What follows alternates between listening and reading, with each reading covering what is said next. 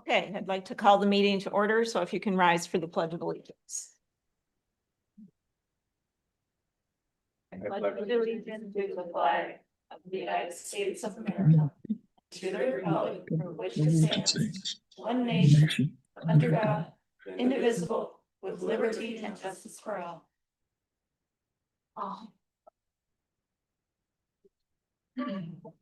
Okay, we can do roll call of township board members first. Milnick. Here. Aaron's. Here. Hester. Here. Slopsama. Here. Hoaxama, present. Okay, and then we need the roll call of the planning commission members. I think Denise is absent, so does somebody fill in for that? I can do that. Okay. Funny. Trumbull. Here. Rebant. Here. Stratton. Here. Sherman. Here. And Merchant. Here. All right, are there any adjustments to the meeting agenda for this joint meeting? That's item G.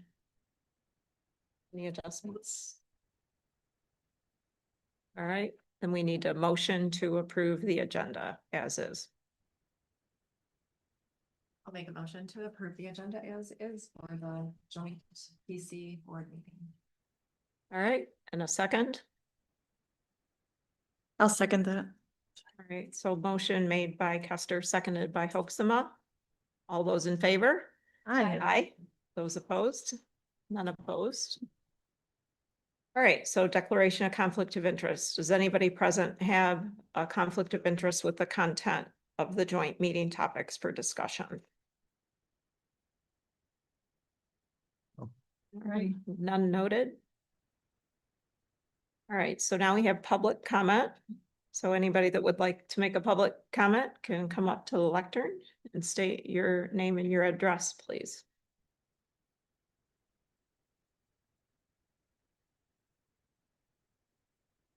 Good evening, Connie Highmore, 6761 Bags Road. My husband Frank sent a letter to Randy Melnick and Reen Stratton about the new 2027 land division parcel sizes, and the letter, I'm going to ask that this be put in the minutes as written. And it talks about lot sizes and ag. And right now, our minimum lot size in ag is 40,000 square feet, which is just under an acre. And we're proposing, because of the master plan showing how important our rural character is, we're hoping to see minimum lot size for A1 district get changed to 5 acre. It's what's going on around us. A lot of the townships near us, Acme Peninsula, they all have 5 acre minimums in their ag districts. And we believe that by keeping the 1 acre minimum in Whitewater Township, we're essentially inviting every developer who wants to avoid the stricter standards to come to Whitewater Township, which would put an unfair burden on our roads, schools, and groundwater. Frank went on to list several of the road maintenance, infrastructure versus preservation, and the groundwater argument, and protecting the agricultural economy. For farms to be viable, it needs space, not just for planting, but for setbacks. 1 acre residents often file nuisance complaints against farmers for standard practices. A 5 acre minimum ensures that any new resident moving into the ag district is buying into a lifestyle that's compatible with farming rather than a suburban lot that just happens to be next to a farm. So we're hoping that with the state changes that are coming in 2027, that Whitewater Township considers opting in for a stricter 5-acre local standard for agricultural parcels. We just think it would be important to protect our rural character since it's one of the main important items listed in our master plan. So that's it for that topic. I do also want to talk about, well, is there a public comment for the board meeting side? Yes, sir. Okay, I'll wait. Thank you so much.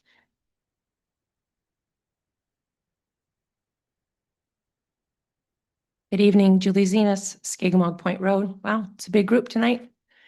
I'd like to comment on the importance of ensuring our township survey regarding the STRs accurately reflects the views of actual township residents and property owners. If the township is going to rely on the survey data to guide policy decisions, then the process must be carefully designed, transparently, and fairly. There's a significant concern amongst residents and property owners of this township that organized groups with the financial interest of STRs may attempt to influence, skew the survey results for personal gain, particularly individuals who continue to push for expanded STR activity despite long-standing zoning restrictions and community concerns. The survey that can be manipulated through duplicate responses, outside participation, or coordinated campaigns, we've had many coordinated campaigns in the past, will not provide reliable data and will only further divide the community. The township should consider safeguards such as verifying residence or property ownership, limiting responses to one per household or parcel where appropriate, and clearly disclosing the methodology using to collect and actually analyzing the data. The public should know how responses will be validated and whether raw data, this is what I'm really interested in, whether raw data will be available for public view. This impacts neighborhoods, housing availability, property values, infrastructure, and other characters of this rural township that we're all pushing to maintain. Decisions of this magnitude should be based on legitimate community input, not the loudest special interest campaigns that are out there. A transparent and credible process is critical for the township if the township wants the residents to trust both the survey results and actually the final decision. Thank you for your time. Would anybody else like to make a public comment at this time? Okay, then we'll move on with our agenda. All right, we have the STR survey question review as the first item. And we have Bernie Porn from Epic MRA on Zoom. And go ahead and unmute there, Bernie. There you go. Hello? Yeah. Can you respond to the list person's comments about the raw data and verifying residences and single responses?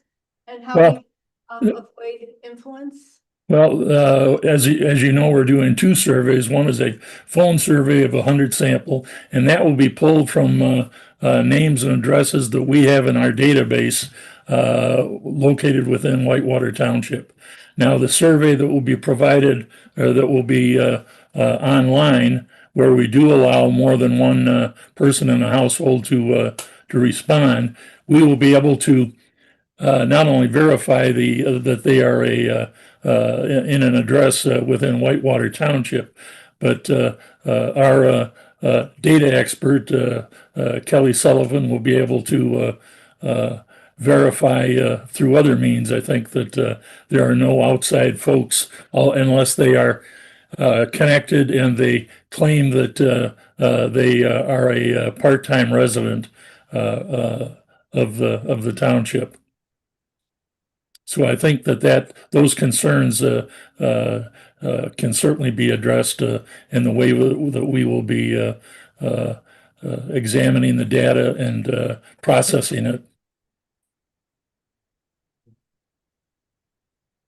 So I have a question like right at the beginning, when you, well, my first question is, oh, yeah, go ahead. My first question is, I don't know if most people only have cell phones, but a lot of people do not have landlines. And especially probably the younger folks. So how are you getting our cell phone numbers, or are people with just cell phones excluded from the survey? We don't exclude them from the survey. As a matter of fact, most of our recent surveys, whether they be statewide surveys or surveys conducted for local governments or school districts, have been getting 75, 80% cell phone participation. So we are hitting both cell phones and, to the extent they exist, landlines. And that is stratified within the township by area and by other demographic features. And the cell phone is certainly going to be a major part of the contact on the phone survey. Of course, the other ones will be online surveys where they will be invited to participate. And my only second question on the introduction to people when you contact them is, you say that we are conducting a random survey with township residents to gather opinions on several important local issues, when in fact it's one. And I think for people to hang on the line without hanging up, I think you need to mention, we are gathering information regarding short-term rentals in your community. Would you be willing to take the survey? Because if you don't, I think people know what's going on here.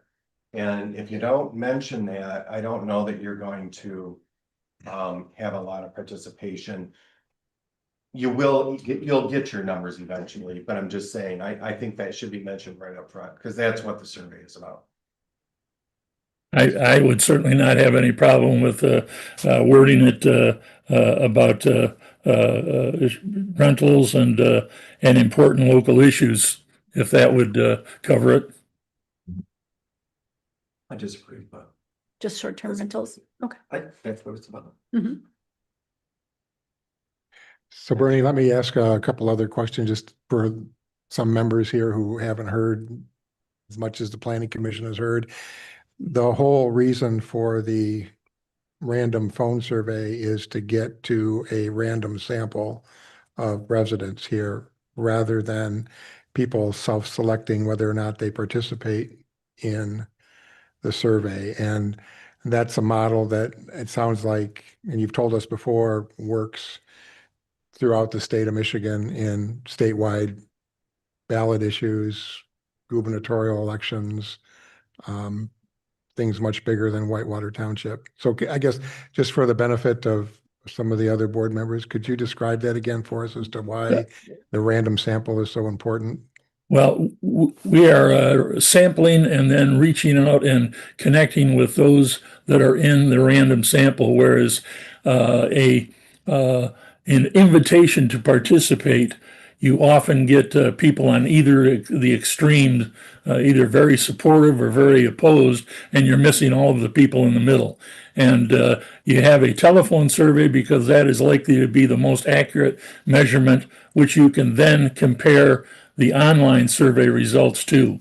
And that has been our formula with another few townships that we've surveyed, and also other local communities and counties where we'll do a telephone survey and then have online survey responses to compare it to.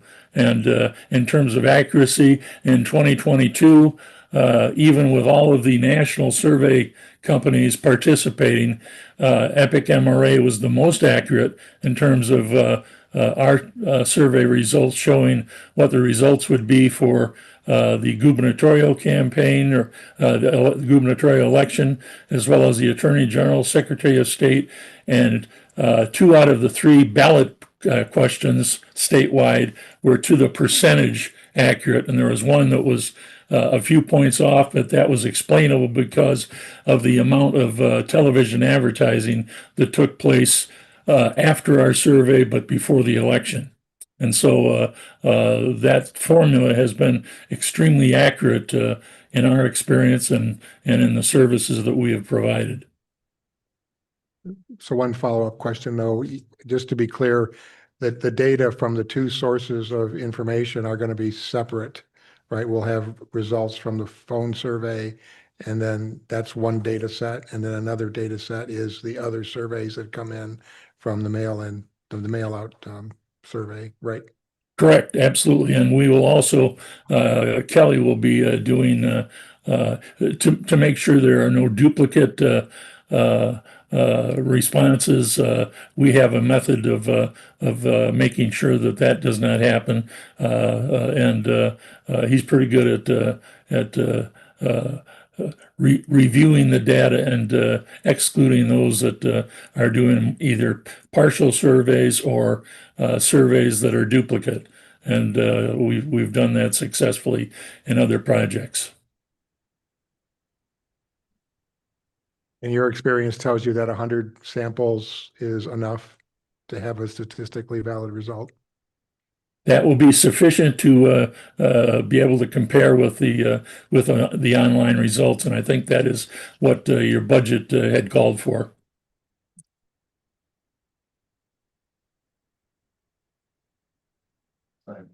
Maybe my last question. Oh, it's okay. Probably not, but I have two more actually.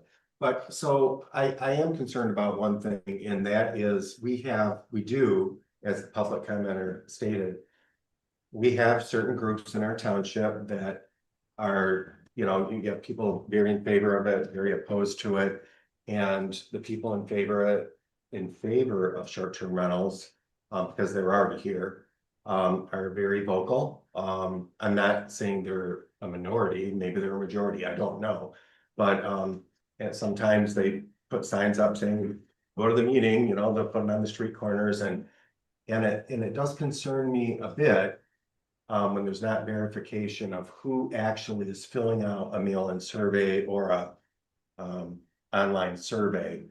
I don't know. So what you're saying is that the reason you're doing the phone survey is to see what kind of validity the mail-in survey or the online survey has, correct?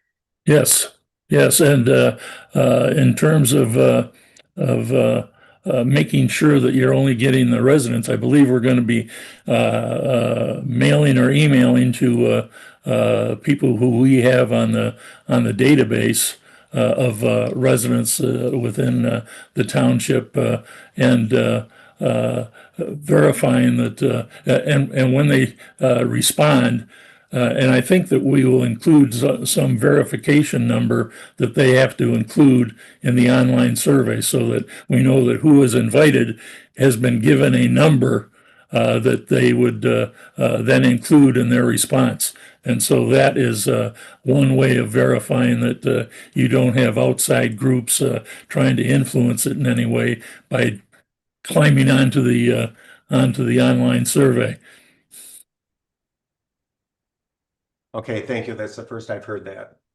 So they'll be sending, they've been given the property tax list and they're using the voter registration list in addition to that, and then other sources that they have to find property owners and registered voters in Whitewater Township, and they'll receive a postcard that will have a code on it that they have to use to log in.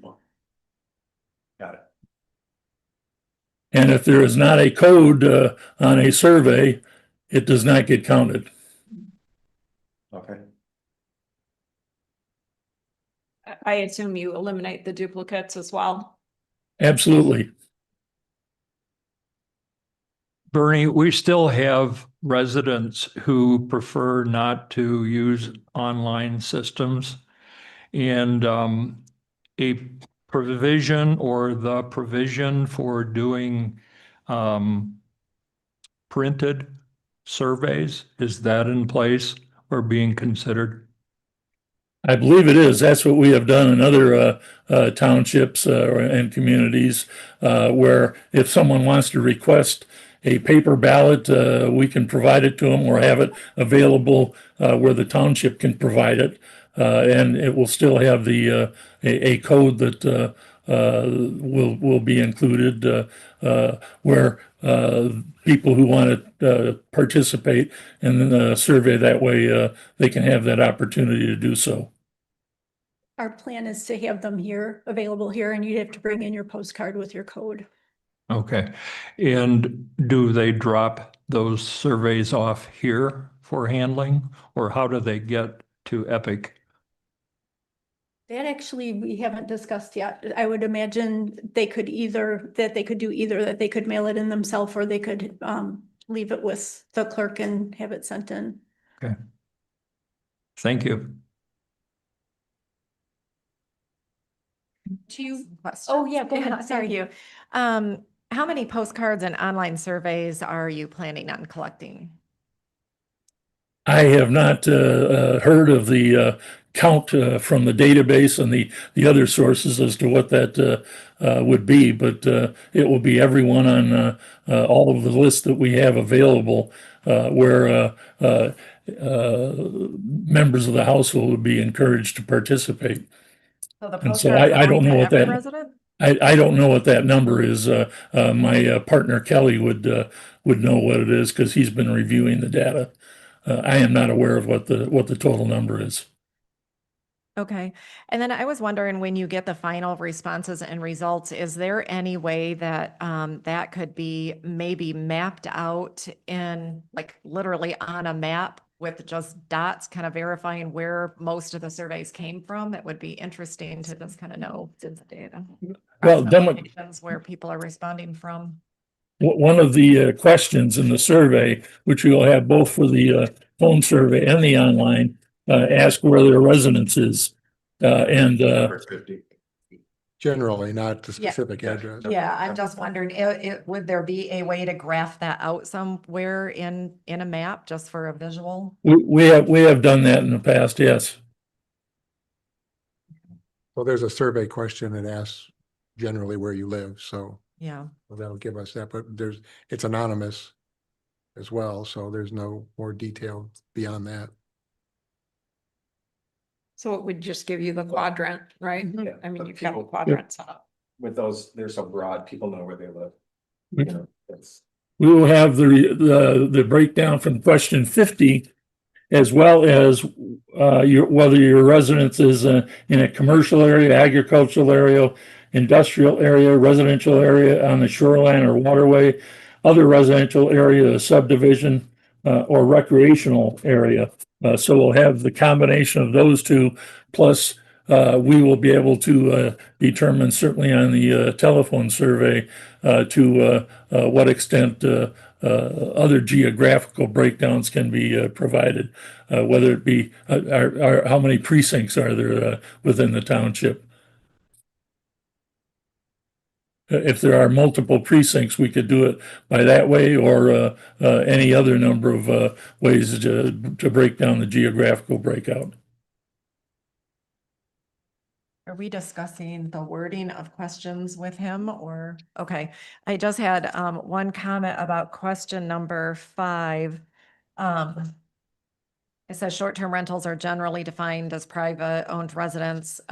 Really, I guess my question is, it says, based on your understanding, does Whitewater Township currently allow short-term rentals? And I think because it's been an issue for 2 years and it's been discussed, most people at this time are aware that it is not allowed.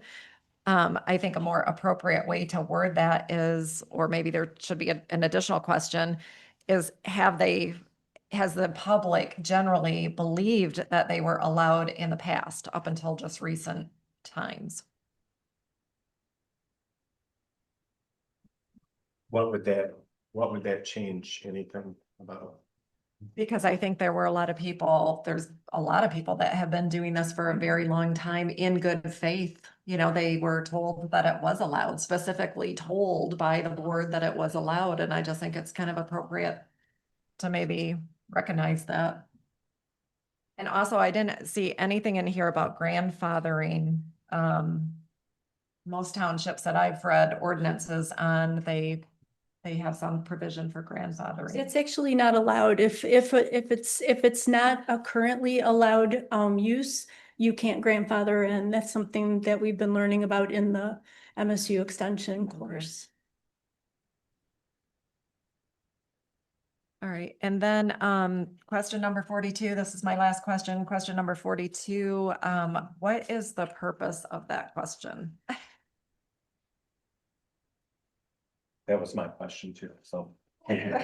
Well, we are asking we asked the question at the beginning of the survey, just like many surveys that we do. We asked the question at the beginning of the survey, and then after hearing all of the information about the benefits and the drawbacks and the regulations, we then ask it again because the information that they may have learned during the course of the survey may influence their opinion about whether or not short-term rentals should be allowed with no restrictions allowed, but have certain restrictions, or not be allowed at all, because it'll be important to look at how people and what demographic groups change their opinion and in what way from the first question to the second question. And we often do that where we'll provide information and messaging after the first question to determine where voters move in terms of their responses. So that's why that question is there, because otherwise you don't know whether or not all of the information they heard since the first question has influenced them in any way, unless you ask again. Yeah, and I guess I am not sure why we're trying to influence them either way. I think we're just gathering data, so.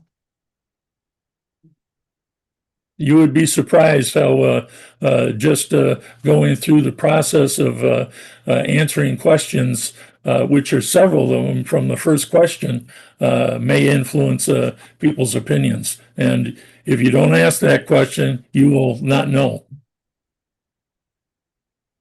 So you're asking a similar question before 42, and then you're going through the pros and cons of short-term rentals and then asking them the same question to see if the needle moves at all.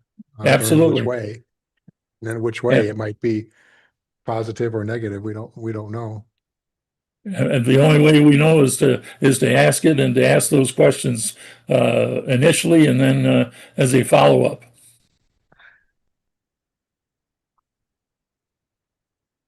I have one last question.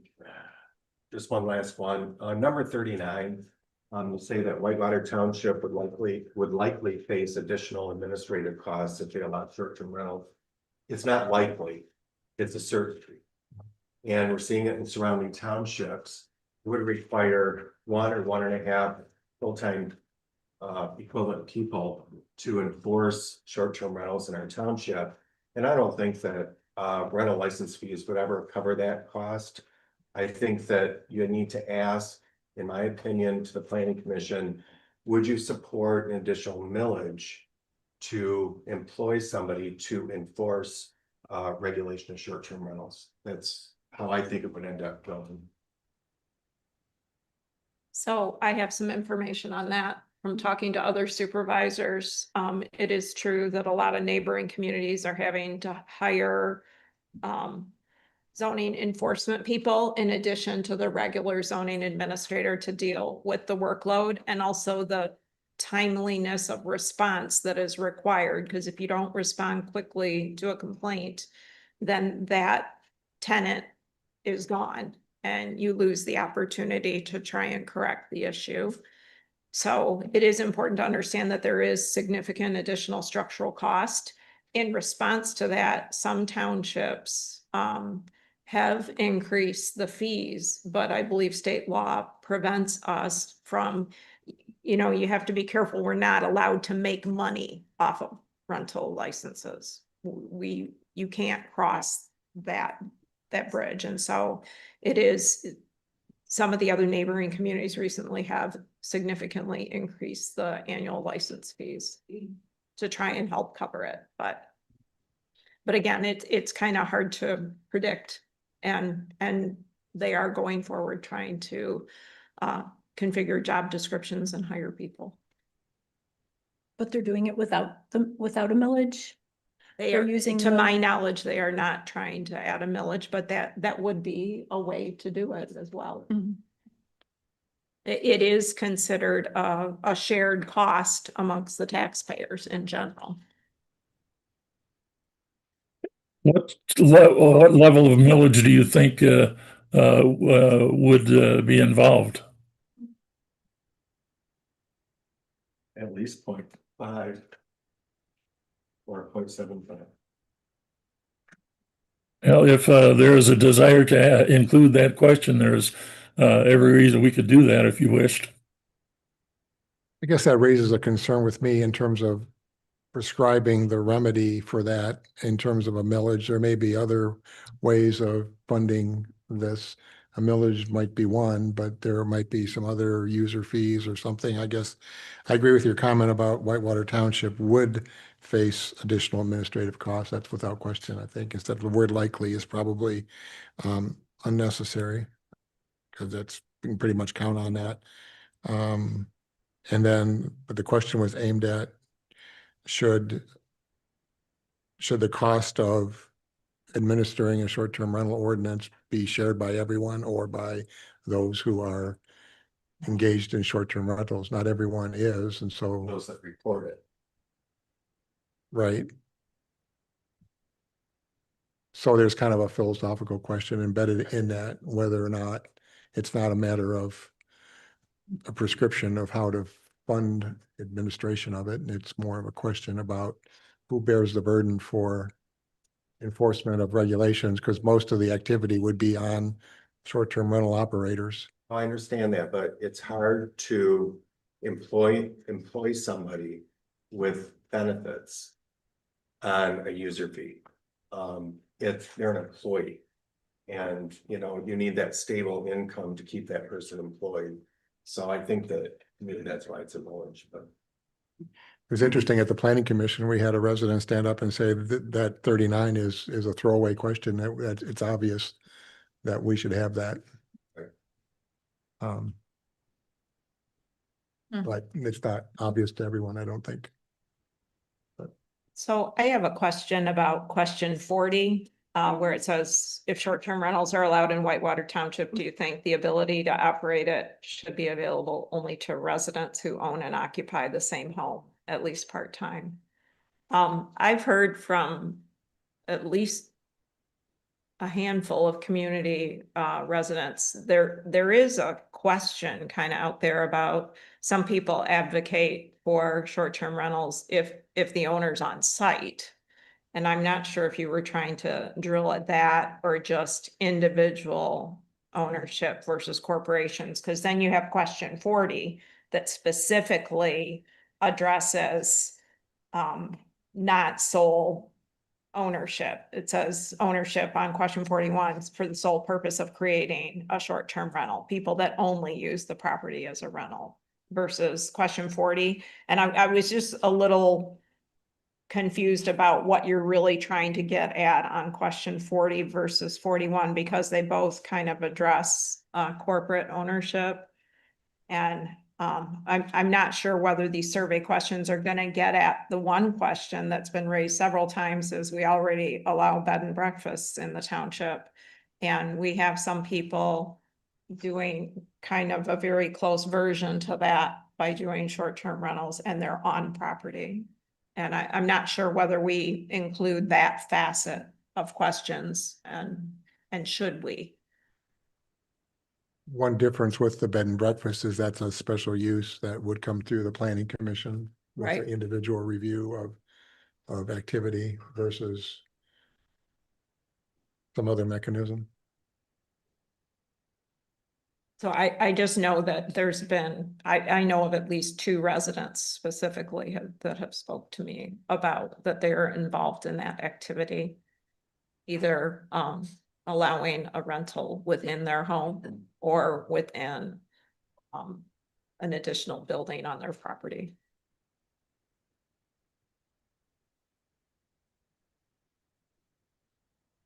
So I thought just some of this wording was a little confused with them right one after another. It does seem like there's some overlap. Yeah, I mean, there's definitely overlap, and I was just trying to figure out for sure what you were trying to get at. Obviously, you want to address the question of people that are operating solely for the purpose of short-term rental and the home is never occupied as a personal home. Or were you suggesting 41 is redundant with 40?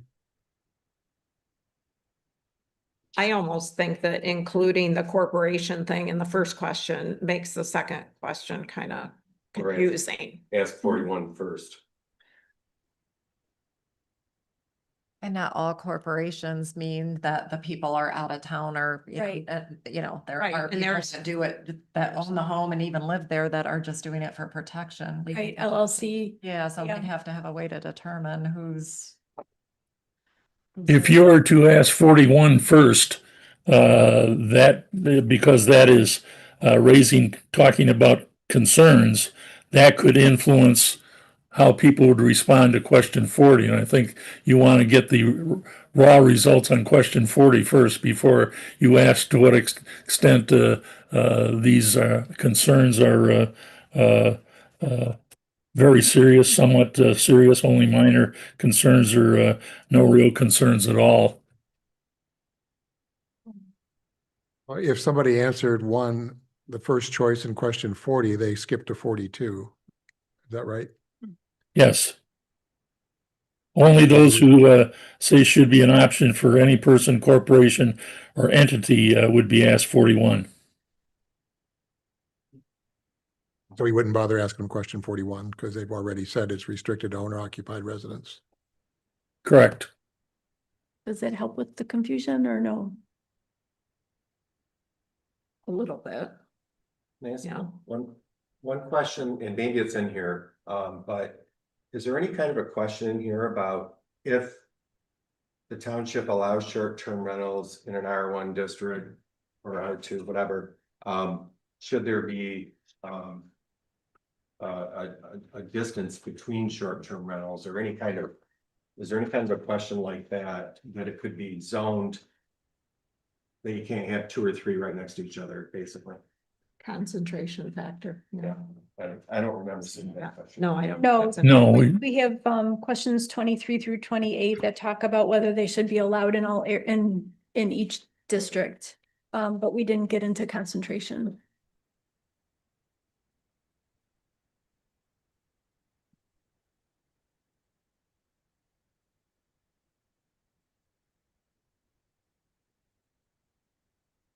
Yeah.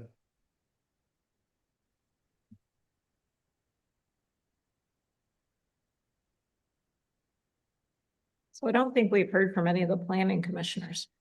I know you guys have reviewed this already, but This is draft number 3 for the planning commission. Maybe I show out in a second.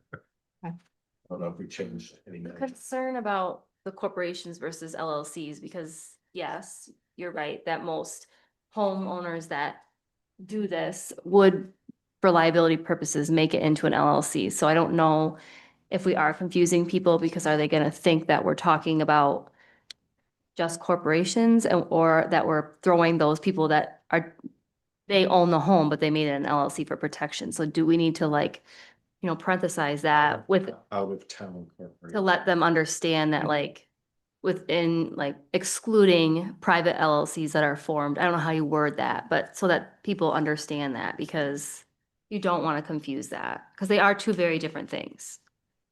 And I agree, that's how the proper way to run a STR would be if you privately own it, to have an LLC. So maybe the criteria is just that they are a resident in Whitewater Township or property. Well, yeah, there's a lot of people that they don't live here full time. Corporations. Right, and we're already covering that by saying residents who own and occupy the same home at least part-time. Right. It does say outside corporations, doesn't it? So, That's in 41. yeah. And I think there are some residents that own, if I remember correctly, I think of at least one person that owned multiple properties all right next door to each other. So they wouldn't necessarily live part-time in each home, but they're right there on, within the same area, so.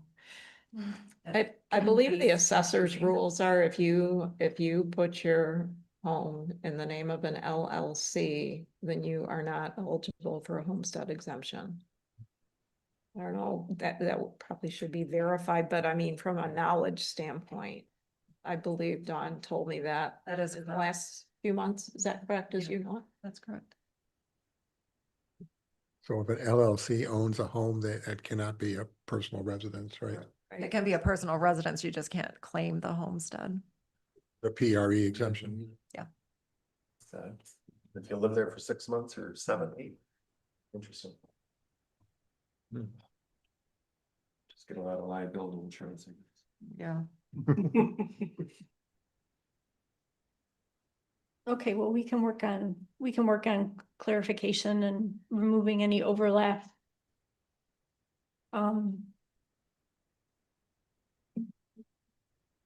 Is the PC looking at doing, if an ordinance does go through, are they looking, has there been discussion on multiple maybe ordinances for high density communities versus agricultural communities where the rules would be a little bit different? Such as. We such haven't as had a not discussion having like about a that. concentration, which, we brought that up. There's no, there isn't any question about how many can be in one area. Mhm. Right. From the survey. Curious if there's multiple rules. We haven't discussed that. Discussion Than the survey. What's that? Said that's a different discussion than what we're discussing today. That's not part of the survey. Is that what you wanted part of the survey? No, I don't want, I'm just, while the PC is here, I'm just asking if that's been anything that they've covered. Nope. Good question. I think 51. I was gonna say there is Gonna help us kind of determine where the responses are coming from. Yeah, But that's not really what you're talking about, is I think it? you're talking about whether or not, are you, I think the question that you're asking, Jill, is are we soliciting information regarding where within the various zoning districts people might think it's appropriate? Oh, that's in here. Is that it? I Yeah. thought I read that.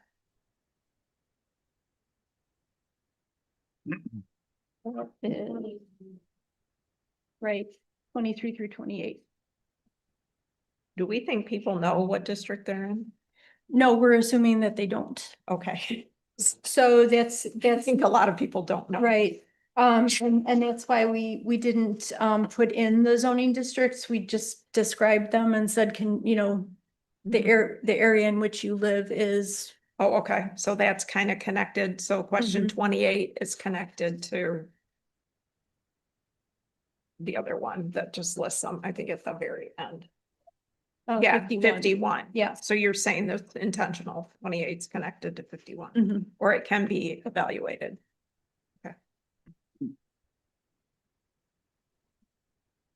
I think the question I'm hearing you ask is the proximity, if there's going to be clusters of STRs, concern of that. And my thought is it's hard to, I mean, you're giving a land use, if you decide to do this, there's a STR pathway, or there's not, whatever is decided. But if you do decide to give a pathway to a license, I don't think, I mean, you get into legal jeopardy when you try to dictate what, how many are in a certain area, because that neighbor might want an STR next to another STR, and they're in a district that allows it, or the language allows it. And, and then with the legal entities, like you said, there's reasons that people do that for just legal liability and those type of things. So it's very difficult, again, to enforce or try to dictate property rights other than having a general, STR rule. So I understand your question, and it would be interesting to see what happens if it is allowed and where those clusters become. But I don't know if we can, as a body. So you're saying there's legal issues with making different rules for different districts? Yeah, because if your neighbor has that right, why wouldn't you say, well, I have this land used the same as my neighbor. Why don't I get that? And maybe I'm wrong, but Well, so the ROWG, when we were doing the research on townships in Michigan, I can't remember if it's Elk Rapids Village or Elk Rapids Township does have it in effect becomes like a lottery because they do only allow certain numbers of short-term rentals in different districts. And that's what I was gonna say. That's like a cap and through a lottery. So that would be fair. But then you'd have to dictate that early, versus just doing so that. It can't be reactionary. I mean, that could be a good question too. If STRs are considered and allowed, should they be dictated by a lottery and should they be capped? To me, that would be a good question for the survey. And it would get to the question you're having. I thought we discussed I that. thought it was in there. We did discuss it at some point. I don't remember Section that. 45 ask the percentage that should be short-term rentals within the township. That gets it part of it. 45. Maybe get more specific within that question. What's the largest percentage of all residential housing that should be allowed for short-term rentals in Whitewater Township? Oh, that's hard. Mhm. There are townships out there that do limit them to be within 1,000 feet of each other. Well, and the question, I mean, there's less than 1%, statistically, less than 1% of all residences are STRs. So I mean, that we're talking like minute percents. I don't know. But we don't know what many short-term rentals there are.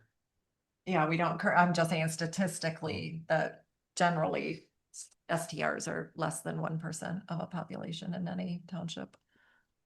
I don't think the ROWG found that to be true. That just came out in the survey that Air D&D did. Or DNA. Or Air, yes, I'm sorry, Air DNA did about 4 or 5 months ago. I think you guys all had copies of that because I think the lady from Meister came and provided that. Is that all over the United States or? Yeah. This area? Yeah, Okay. it was from Air DNA. I would think it'd be higher in this area, just It because. could be, Right. just yeah. where- Could be. Well, maybe 45 needs some work. I know we modified it between draft 2 and 3. Well, we can discuss that. That's a really hard question. It depends on if you live next to one or not. I mean, I don't know. Well, it does, but does vary by whether you're a lakefront property or whether you're in the southern part of the township where you're on, large parcels, so. But that does get to the issue of whether there should be a cap in some way. I guess you could make that question more precise, but. Yeah, like talking about, we've talked before about caps in different districts because like we've. Can you grab your microphone there? Sorry. Thanks. Some of our meetings, like rural communities versus lake frontage, like I think that if this was to go through and if we did become write an ordinance, I think in order to make majority of people happy, that it would have to be different per district that you live in. Lakes, I view it as like waterways would have different regulations as far as maybe number or percentage versus like a rural community because we serve two different purposes of short-term rentals. We serve people that are coming up here to enjoy the lakes, but we also can't overlook the fact that we're serving Traverse City Horse Festivals who want to stay in more of a rural setting and they don't care if they're on the water. So how do we're unique in that way in our township and that needs to be talked about. And it's not really in this survey talked about, but I do think that somehow to make it seem like would people be happier if it was if an ordinance was to be created, if it created where it like was one way for people on waterways and we did another way for rural or residential, dependent on where you live. Because I just hearing from a lot of people in looking at other townships and how they do it, maybe that would work best in our community and maybe we need to ask that. I would be hesitant to do that in a survey. I think it's a fair question Are we not there yet? in a work group. We're not there to ask that yet, until we know Yeah. what overall everybody's thoughts are, because that's Yeah. pretty detailed oriented too. Like, are we It getting is, too it detailed with is. these questions? Because we are just trying to get a general consensus too. Yeah. So maybe that is for future talk, I guess. But it seems like some townships have set distance barriers, like and so that would kind of solve two problems with one business issue, because, you know, if you're in a high density area, there can't be one within so many feet of another one. If you're in a rural area, it's not gonna matter because you're already spread out. So I don't know if that's something you guys have looked at too with other I think townships. keeping this, it's difficult to do the survey without getting too detail Yeah. oriented because we are just trying to get a general consensus. And then we have workshops coming up to hopefully narrow it down on what we really need to focus on to. And that's when we would get into more of that nitty gritty about spacing and things like that. Okay, so as a time check, we've been discussing this for about 35 minutes now. Are there other aspects of the STR survey that you guys wanted to talk about or to inform the board of? You know, things like timing, I guess, I think I've seen some communication on timing, but if you could review that. Yes, probably should have included that. I did a timeline here, and it's, you know, it's all dependent on when things are approved because you all have the final approval of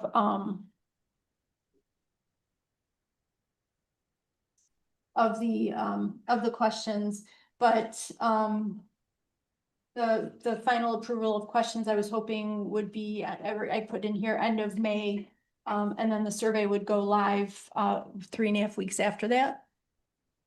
And then the survey report would be provided 3 to 4 weeks after the survey closes. And I think the survey stays open for 2 weeks. And then based on that, we would decide whether we were going to hold a second workshop, and we'd like to do that before the end of summer so that we're catching the snowbirds before they leave, since they weren't here for the first workshop. Okay, so it sounds like the intent is to run this survey late June, early July. Just listening to the- Probably earlier in June. Okay. Yeah, it depends on when we get a final approval on this. Mhm. So is the board comfortable with the notion of giving the feedback back to the planning commission? The planning commission makes some changes here and launches the survey. The next meeting of the planning commission is June, first week of June. Make some of the edits we've heard. I wanted to give my input and you heard it. And you can watch the meeting again if you want to hear it again, but I don't want to micromanage it. I expect you guys to take that input and then do what you gotta do.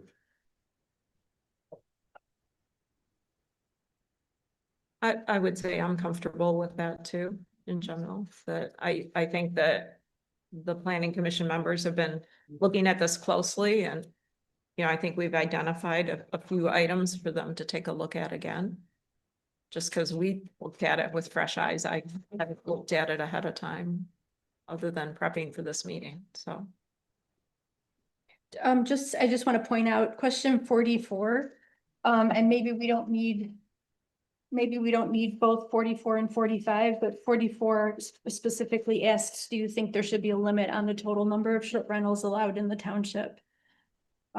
So maybe we don't need the percentage question as well. Yeah, so we're at 45. There's a limit or there's not. I don't know. You guys decide. Okay.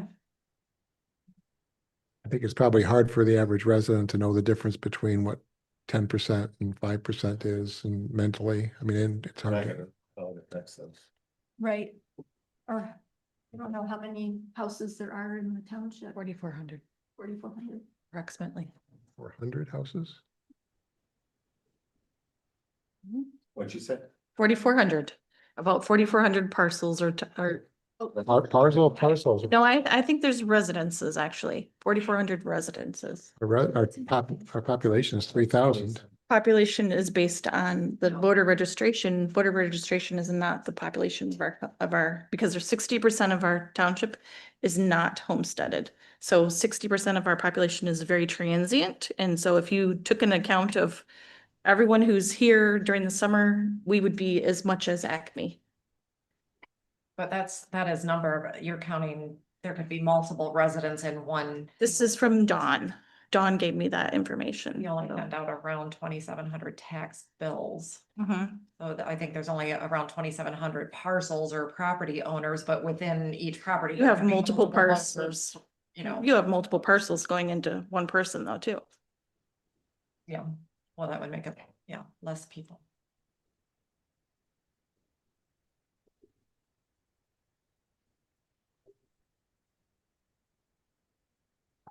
Okay, so is the board?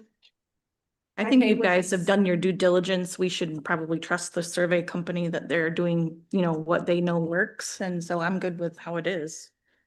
And I mean, you just talked about eliminating question 45. I don't know. I would ask you guys to evaluate that, but, I don't think we're telling you to do that. Okay. So what are your thoughts? Yeah, I think if you guys take into consideration the things that we talked about and make a few tweaks, I'm good with it going forward. Thank you for all your hard work. I know this has not been easy. Any last questions for Bernie? Anybody? Still there. Yep. Thanks, Bernie. You are very welcome. I'll be in touch with Kelly tomorrow. Yeah, and suggest any changes that you would make based on the discussions tonight. And Kelly will quickly make them, and you'll have the ability to review them. Thank you. You're One last very question, welcome. though. So you're sending out the postcards, correct, with the numbers on it and all that? That's just mechanically how this is happening when the survey's ready to launch? Is he muted right now? Oh, Is that correct, Bernie? You're sending out the postcards with from your office? I believe that is the case, yes. That's my understanding too. And so all properties or property owners, address of record will receive Voter an registration. an Mhm. opportunity to fill out the survey. Yep. Okay. And there will Yes. be the information on there if you want to get a hard copy. Right. That sort of thing. Okay, thanks, Bernie. You're very welcome. Take care. Thanks, Bernie. Thank you. All right, the next item is a discussion on the March 2027 State Land Division regulation changes. And mostly we just wanted to get clarification on what the PC needs to be doing. I understand the zoning administrator and the tax assessor are gonna be working on it as well. So the PC just needs clarification on what our role is. Is that a good statement? Yeah, so just for more background, the Land Division Act changed here what was it? And about a couple of months ago, actually. It hasn't changed in years, and it suddenly did. So there is a lot of complexity to this. It's, our land division ordinance is a general ordinance. It doesn't normally follow under the planning commission, but there is a decision to be made before March of 2027 about how we might want to align or deviate from the state law that just changed in terms of parcel splits, and it's a very long, complicated discussion as to our options, but there's important work to do here in the next 6 months, I would say. And the question is, who's doing that? An opinion on it? Yeah. Excuse me. Just my opinion on it instead. I see this mostly, I realize it's the board's final decision to opt in, opt out, and what does that mean? Does it have, can you opt out and create stricter rules, but not be just opt out and it's 1 acre? Can it be restrictive to something that it's gotta be egg in the back, it can be an acre on a road front kind of a thing, and not necessarily subdivisions. I mean, so I would look to the planning commission to kind of discuss that as far as the master plan goes and what the vision is, and keeping in mind the rural character and all of that goes with it. but then also keeping in mind respect for the agricultural community that has a desire to maybe sell an acre of their property to a child to keep them on the property or to supplement their income to be able to continue farming. That is a big issue for me, but I think I would like to see the planning commission really debate, discuss, and recommend to the board on that. So So just- yeah, I would add to that also is that this did come up, as was stated in public comment. You know, the concern about our minimum lot size and ag was heavily discussed during the master planning sessions. And I think it was identified as something that needed to be worked on, whether there should be a change. And it is true, different communities have both conservation easements on them in Acme, as well as larger parcel size requirements in certain districts. We already have the 5 acre minimum down in the recreational district, but I think that basically because this new state law has come in, I think that kind of pushes us to have to think about that now versus thinking about it a little further in the future. So I do think that's gonna come up, and so I do think I agree with what Tim said. I think having the PC weigh in on that, I think would be helpful. Just a follow-up here, I would just say there's really two parallel issues in my mind about the lot size is one, the number of splits is another. The number of splits is what's talked about in the land division ordinance. They're related, of course, but they're two distinct issues. And we have a timetable that is ticking away here on this land division issue of how many splits we allow and the alignment or lack of alignment with the Land Division Act. So hope that's clear. I think the other thing to think about is just, and I'm not sure if there is anything that can be done, but several examples that people cite is if we continue to leave just the 1 acre minimum, obviously some people are going to want to take a parcel and turn it into a housing development.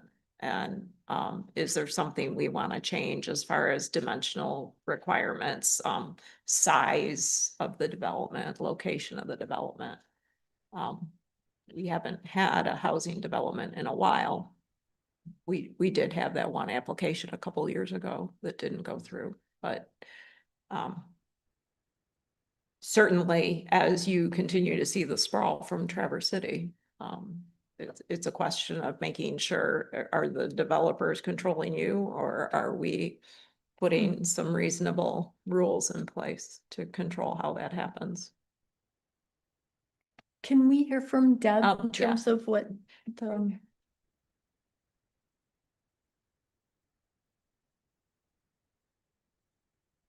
Hi, Deb Graber, zoning administrator. Dawn and I do the land divisions. And I'm just going to kind of read through an email that Dawn sent to Linda and myself earlier this week. At one point, Linda had asked that Dawn and I come and make a presentation to the board on May 28th. And so I talked to Dawn about it. She was unaware about it, but she said, you know, she can attend a meeting on the 28th, but she would prefer to know where we would be on the agenda so that I'm not, anyway. But there's 4 questions. Is the township wanting to keep the original date of March 31st, 1997 for determining parent parcels, or are they wanting to establish a new date? And I can forward this to Kay so it gets in the minutes. If the date remains as March 31st, 1997, then she believed we would just move forward to the application amendment. Number 2, does the township want to change the number of allowable parcels for the first 10 acres? Because that's an option the township has. If the township is going to establish a new date for determining parent parcels and or tracts, what would that date be? She suggested January 1st so we could make the 2027 assessment roll the established parent parcels. And the 4th item is the township going to need to update zoning ordinances or master plans to accommodate any possible changes? So these were all questions that she wants answered before we recommend anything to change in the zoning, the land division ordinance. And but those were her main questions at this time. So I can forward that out. I don't know who I would. can take care of that. Okay, all right. I think the answer to those questions requires some conversation among planning commission members and ultimately town board. That's pretty policy oriented kind Just of. kind of a jumping off point. I would support increasing that 40,000 square feet as a zoning administrator, just FYI. Thanks.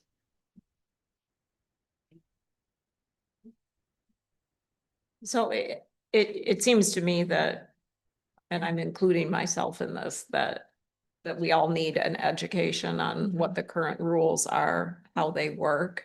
And certainly Deb and Dawn are the ones that process the land divisions. They are the most knowledgeable in the township because they handle those on a regular basis. And I believe, Deb, you've seen an increase in those.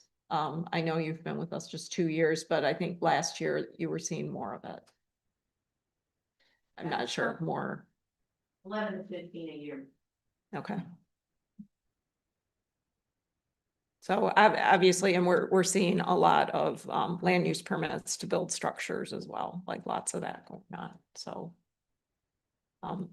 I can revisit that again with, I know there are some various guides and things like that that try and explain some of this and trainings that Deb and Dawn have attended. So the larger question is that the board would want the planning commission to review existing ordinance language and recommend amendments to that based on a new law. Is that? I think it's important that we all understand how the land division ordinance, general ordinance interacts with the zoning ordinance. I mean, even just to get that summarized so that we can all understand how they work together. So there's minimum lot sizes in all the districts, and that's what Right. you have to comply with. That's why the land division stuff is somewhat separate from the issue of the 1 acre. That's a zoning amendment, and the land division would have to comply with that. Okay. Yeah, and for me, just to understand what the state changed, how does that impact us if we did nothing? I mean, just what do we have to do if we want to maintain what we have? Good question.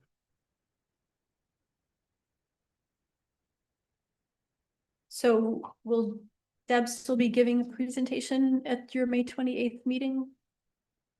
I would probably follow up with them Okay. separately, Okay, just to discuss that again. I know there's some different guides there. I do think that they're the best source of information to provide some kind of feedback on pros and cons, et cetera.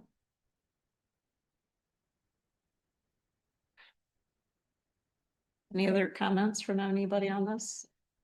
I mean, I do think when I've spoken to Dawn recently, she definitely said we need to get moving on this. Because I think we just checked some dates and saw that when the township adopted the land division ordinance originally, it was like actually a couple months after like the law that had been enacted at that time was implemented. So obviously she understands working with other townships. It takes a while to make these decisions as to what you want to do. I mean, first we all have to understand what we're deciding and why. And then, but certainly it is my understanding of the new change is it does potentially enable more land splits. Mhm. That's the point, and that's what I think Connie was referring to. It allows more. okay. Other questions? All right, next we had the winery and cidery ordinance. And Randy's gonna give us an overview.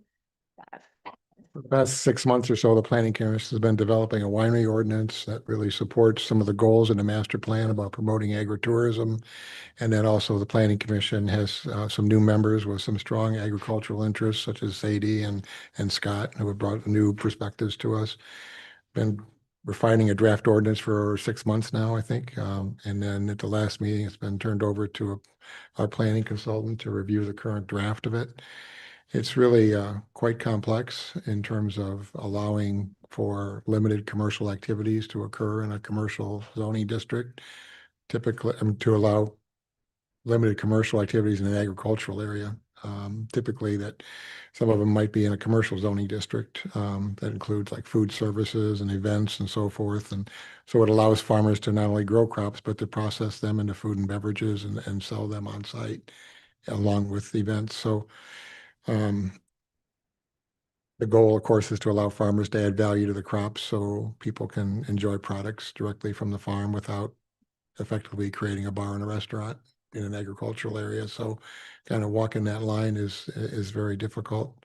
I think the draft ordinance is in your packet now to look at where that stands. That's still a work in progress. And then also some comments from our consultant with looking at the details of that and looking at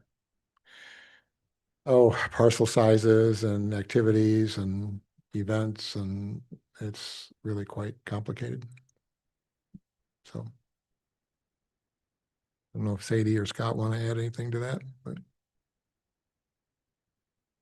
Just a question for you. So when do you think you'll have a public hearing and have this ready to come back to the board? Kind of a time frame. And when it comes back to the board, do you think that we should, as a board, have a second public hearing for that? It's pretty major. So, it's been sent, correct me if I'm wrong, it's been sent out for legal review as well? Oh, yes, there's a legal issue that is at play here, and that involves outdoor amplified music and our ability to limit or control that. And then reference has been made to the township's noise ordinance, which we know is rather general. And so a sample noise ordinance was given to us as well to go along with that. So that plays into this as well. Noise is a very difficult thing to address in zoning or in a separate general ordinance. So that's in play as well. So Giffords Webster was going to have a rewrite for us for the June meeting, and I believe the legal review is supposed to be ready for our June 3rd meeting as well. And so based on that, I think we could come up with a timeline for a public hearing. So there already was one public hearing. Yeah, We had one. that generated favorable comments towards a document. Since we had one, from what I understand with our process, we don't have to have another one at our level. We can have one just at the board level, That's true. because we did have. one. Right, but my understanding is that there was a concern from some people that it wasn't widely known that we were working on this, but we're putting out a newsletter that everybody will get, so they're gonna know about it, and that's why I was asking the question if maybe the board in this situation should have another public hearing when it comes back to the board. But and this is different than, I know there was like an event ordinance that In that bars, there's a lot of confusion. It's This is different, right? Yeah. Very different. Very much different. So, but we do know the event barns was a big concern Mhm. a number of years ago. So, I mean, that was quite a while ago now. I mean, again, 2019, I think. I can appreciate you saying like it wasn't widely known, but also, like Randy said, it's been 7 months of it being talked about at every meeting. So there's that. I mean, if you're not following along. Not a lot of people watch. You don't? There were quite a few signatures and other people here regarding that issue as well. Mhm. Yeah, at the public hearing, there was noted, a 63 signature. I thought it was in the 70s, maybe 65 to 75 signatures for it, along with multiple letters in support. Mhm. So at the public hearing. Have some of the other area farmers come forward and expressed interest in this? Just curious. A few, yeah. There was definitely at least one other farmer at the. Yeah, there's, I didn't look at the signature list, but I do know that when it went around, it went to most farms in our area, and almost every single one of them signed it, but we could look at that and see who did. There was a couple letters from some, but Yeah, I was also wondering about, I noticed on the last page of the Giffords-Webster report, they talked about the different tiers of agritourism. And that pretty much the one that is being worked on here is the third tier. So, and that's, I was kind of wondering too, whether any of the farming community has come forward during this discussion and asked for help with other things, with more of the traditional agritourism, the farm stands and some of that stuff. I know that, I thought some of that came up in the master planning process as well, as far as actions to be taken around trying to make, some of those requirements easier for them to comply with. I think I seem to remember an action item on that to try and ease things for them, basically. Compliance. So, I mean, I don't know, did anybody come up or in the context of this It ask? just came up last month though, and or 2 weeks ago at the planning commission, the notion of a tiered system as well. So yeah, in the draft, there is some with Giffords and Webster's at our last meeting, we talked about some major changes would be changing from capping event sizes from like above 100 and below 100 people, because that's very confusing and that's kind of a more modernized way of zoning nowadays is to make this more of a tiered approach, especially with agricultural events, because some of them are regulated by and protected by MDARD and GAMPS and what they can and cannot do, which is really the first tier activities. They can do all of those things and they're protected through the Right to Farm Act. But it's when you get to the higher tiers that you need the zoning to regulate that. And that's what it's easier for a township and I guess more recommended that they zone it that way versus by numbers of people, and instead take a more of like a safety approach as far as with the health department and the fire code, if they're meeting all those things for their events. Because it can be very difficult to predict how many people are going to show up. But if you have the means and you show the means and you're in your special use permit, you say when you come to the board, because they're all individual, right? This is a site plan review, that's how we're setting this up. That depend on your farm size, if you are showing that you have a plan for your third tier activity, and this is your safety plan, and this is how much room you have, and this is how the fire trucks are gonna get in and out, and the health department knows this is how many toilets or porta potties I have to bring in, and that's all per individual basis. And so that's why we're trying to base it that way versus by numbers. And overall, for communities and townships that have adapted that, it's working better and avoiding some lawsuits where it's saying you're being too restrictive by telling them they can't have an event over this certain size. That makes sense. There's a ton of research into that.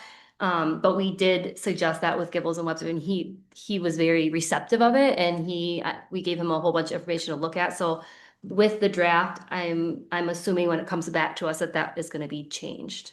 That event, I don't even know what number that is on the ordinance itself, but I wouldn't waste so much time and energy looking at that, because I think that's gonna be the big change that we see. I would raise the current concern specifically for the property owners in Whitewater Township. Just in the last hour, we've talked about STRs, we've talked about land division, we're talking about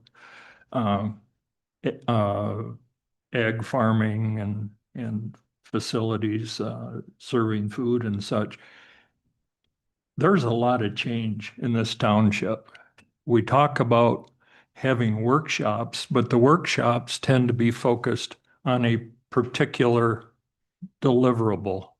Short-term rentals is the one we're talking about right now. But it just seems like Whitewater Township needs to get in front of the big load of things that are moving through the queue. Because most of the people that I talk to, they don't know all of these projects that are moving. I can say for Island Lake, we don't see agriculture, unless we drive down Elk Lake Road, and we know about STRs, But all these land splits, we don't know about that. But I guess what I'm saying is we need to be more visible to the community about what is likely coming down the road in 2026, 2027, 2028. There is just, I've never seen so many big changes in this township running in parallel processes. So I just suggested to the board to think about how can you improve the communications? The Planning Commission has a very focused, we're going to be working on ordinances, but we're not working on the township in terms of what's coming, not just Planning Commission, but all these other things that you have underway. Just a thought. Yeah, I think it's also true that there is a pretty good size segment of the population that does not want change in this community. They like it the way it is. We've heard from them a lot too. And I don't think, I agree with you, Mhm. but that's very frustrating. And I mean, Rena and I just went to a huge conference today that talked all about agritourism. And it is a thing and it's going to be defined by the state. And without it, these farms won't survive. And I'm telling you from firsthand experience, if we don't support these farms and you don't support them to diversify their farms, they will sell. There is only a handful of the big farmers that live in our community, and I'm not gonna list names because everybody knows them. But which of their children are taking them over?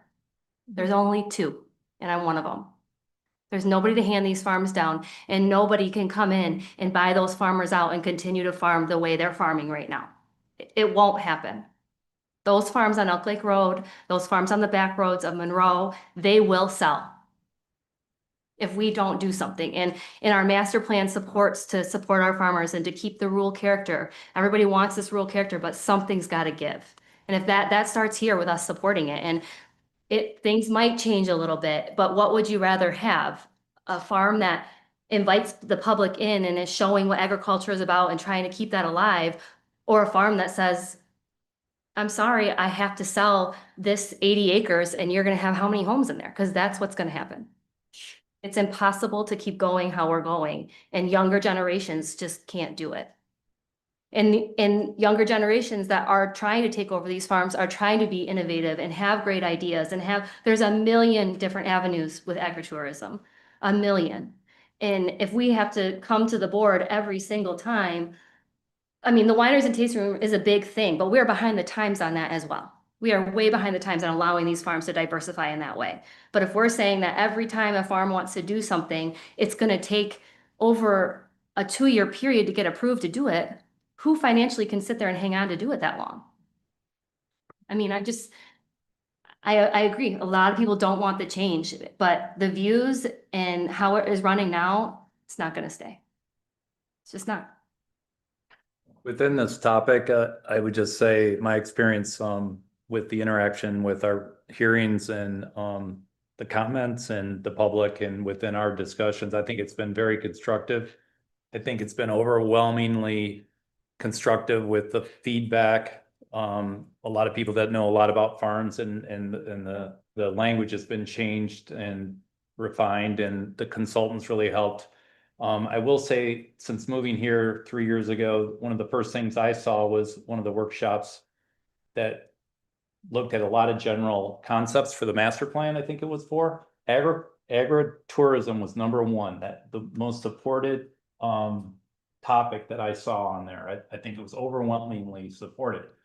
And so within my limited time, I would say that our discussions have been constructive.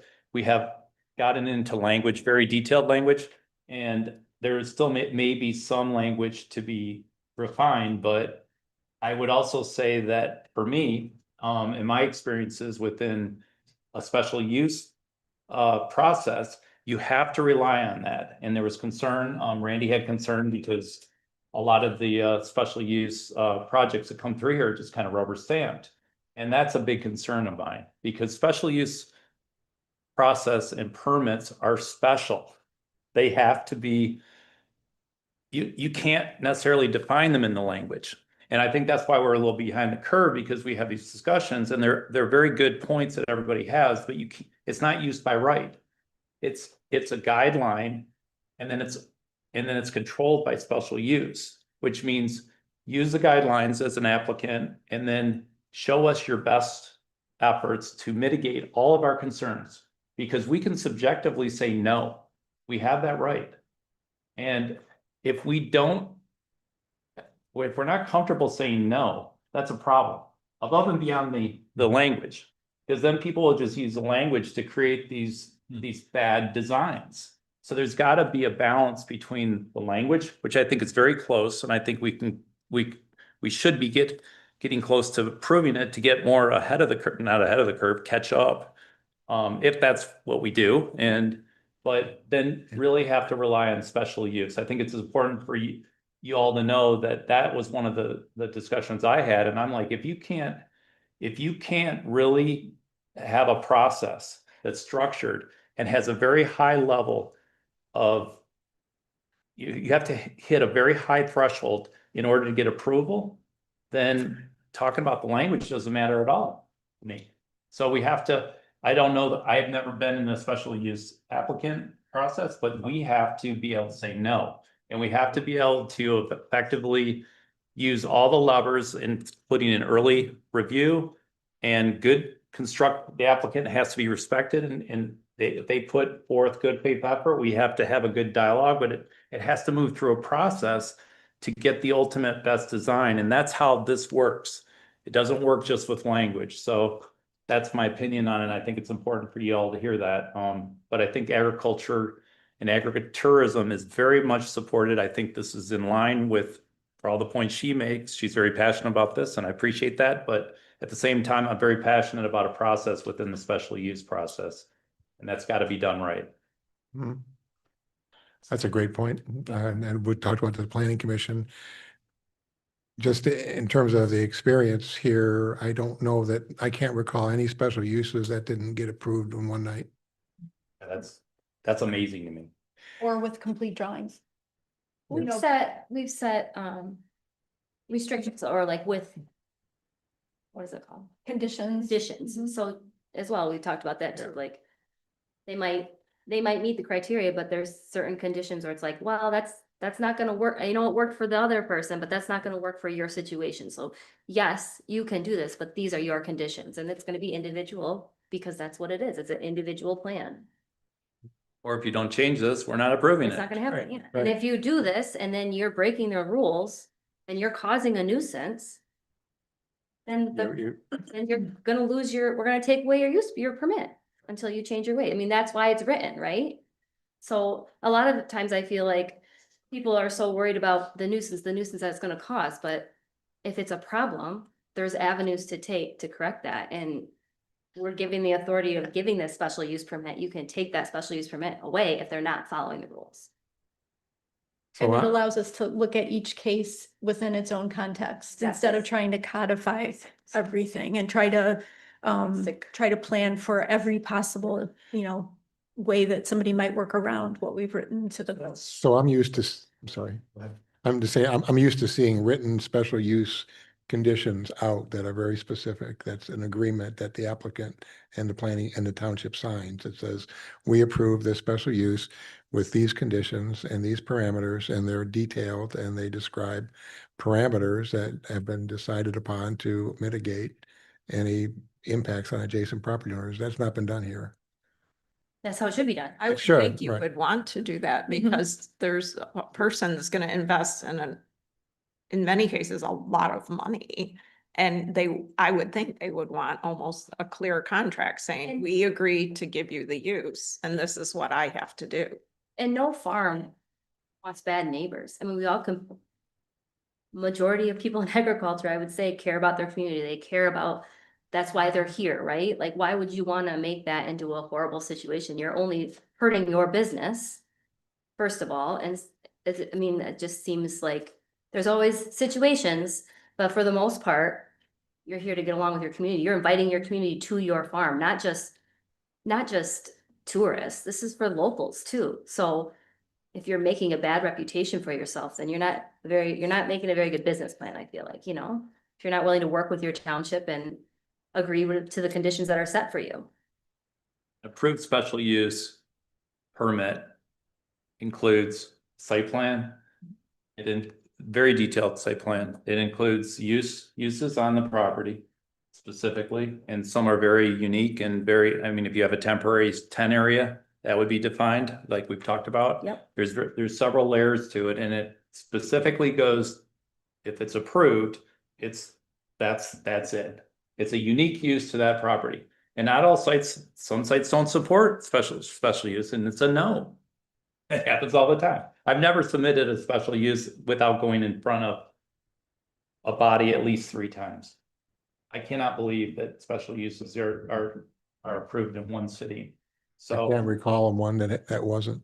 I might be wrong. and it's normally it's months before I even sit before. Right, there's preliminary There's, discussion. You know, staff review, there's all these controls for special use. So I know I'm beating this horse dead.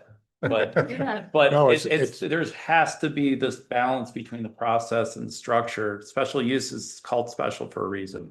And we have worked on that. We have worked on that process. Yeah. And made it more clear and made Yep. where you come in with that, like, that's awesome, because it wasn't like that The before. next So- bundle of material coming before the planning commission addresses that specifically. So we're getting our ordinance in line to support that, but then there's also the resolve on the part of the planning commission to adhere to that, and that's what we need to work on too. So, You got my resolve. oh, good. Good. You're a great addition to the planning commission. All right. So just to this, section 7B, talking about the noise ordinance, sample language in that. So, well, one comment back to Sadie, and I heard this before, and I agree that I do not believe that the farmers or the owners of the agricultural land are responsible for maintaining rural character in this township. That is not their responsibility. And I've heard some of them talk about that. But, so I do support this, but there has been concerns about amplifying music. And I support vet venues and weddings and barns and all that kind of stuff. But, is this gonna require the township to change its noise ordinance? Is it gonna, it's not. Like that. So this is, I thought you said earlier that you were getting a draft from Giffords Well, Webster. they gave us a draft to consider. It was just at the last meeting again, that wasn't discussed in any depth. It says, as we state below, we provide sample language for a noise ordinance. So if you did want to change that, that would have to come back, because that's a general ordinance, right? So. Right. All right. And I think the Giffords Webster report talked about the difference between interior music versus exterior amplified music. Yeah. and sort of like- There wasn't a It was concern no. about interior amplified music, obviously, that kind Right. of governs itself. there's a disconnect sometimes too with what people understand amplified music to be. A lot of people think when they hear amplified music, they're thinking of like a band or something intense. But amplified music is simply, could be anybody just with a guitar, and they have a tiny little speaker and they're playing their guitar on a back porch. You washing your car with your speakers on in your garage, that's amplified music.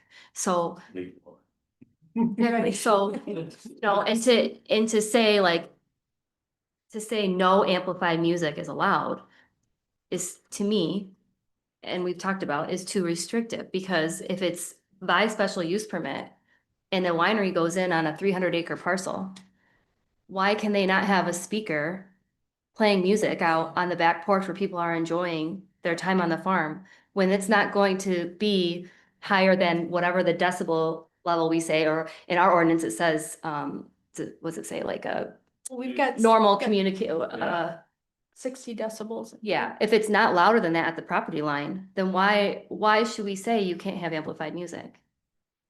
No, I'm not suggesting. I'm just saying like that. It's an issue. Yeah, it's an issue, but there's a misunderstanding as well. I mean, if it's a winery on a smaller parcel and there's residents nearby, and your amplified music is over the decibel reading at that line, then you can't do that. But, I mean, if you think about how many people just in residential areas use amplified music all the time and they're not bugging their neighbors, how is it any different for a winery if they just have a speaker out during normal hours of the day and it's not bugging their neighbors?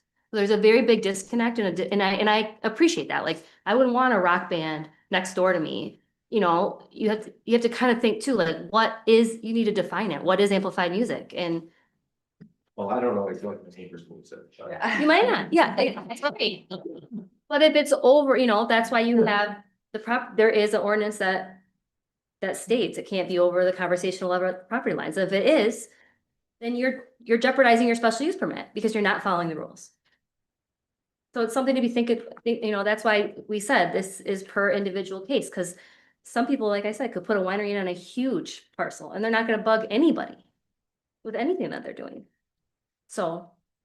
Personally, I like our current noise ordinance, with no time restriction, no decibel, it's enforceable. When someone has a noise issue, first thing they're gonna do is call Grand Traverse. And Grand Traverse is gonna bring a cop out, ask whoever complained where it's coming from, and then the police will enforce it. So any ordinance should be enforceable, and I think that's the only way to do it. That's what we currently have in our noise ordinance. But that's also why we have more detail for noise in the winery ordinance, because our noise ordinance is very general. So, I know, difficult to enforce. Yeah, really difficult. So I don't want to take this off track, but I do have this question that's bothering me in the back of my mind is, with all of this work, has anybody brought up just general event barns? And just, I don't know if everybody knows this history, but when this was a big deal in 2019, I think part of it was because, to my recollection, was the property owner kind of stated, they wanted to have at that time what was considered large venues, 200 plus people, wanted to operate it on a pretty high frequency. And I think there was just a lot of concern about traffic for sure. And there was definitely concern about noise. And then I think it was also significant that it was a out of area owner, like a person that didn't live here. So I think those were like the relevant things that were making people very nervous about it. And that trying to put a very commercial, or what felt like a very commercial operation in the middle of the ag district. So it wasn't like, oh, and I'm a farmer and this is my barn that I'm trying to supplement my farming operation. So I think it's good. That's just my quick recollection of what was said. And I think there was an event barn survey that still exists if anybody's interested. I think it might even It's on be the on the website. website. Yeah, we've looked at it a few times. Yeah, okay, just thought I would ask. Okay, any further discussion on this topic? All right, then we're to the last one, 5-year capital plan. I heard a rumor, it might be Mr. Rod Rebant. Yeah, I was gonna give us an update. I did not bring my reading glasses. You brought your Brought my sunglasses. sunglasses. You know what I was thinking? And I drove with the top down. Thank you.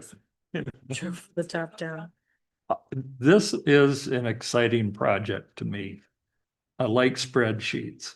So, the ROWG had its first kickoff meeting to talk about the capital improvement plan, and that was just Tuesday. And the attendees, who were also the same people that worked on the short-term rental analysis of what local communities were doing to operate and manage their versions of short-term rental licenses and such. But anyway, we have people who know spreadsheets, we have an attorney, we have geeks, we have it all in this group.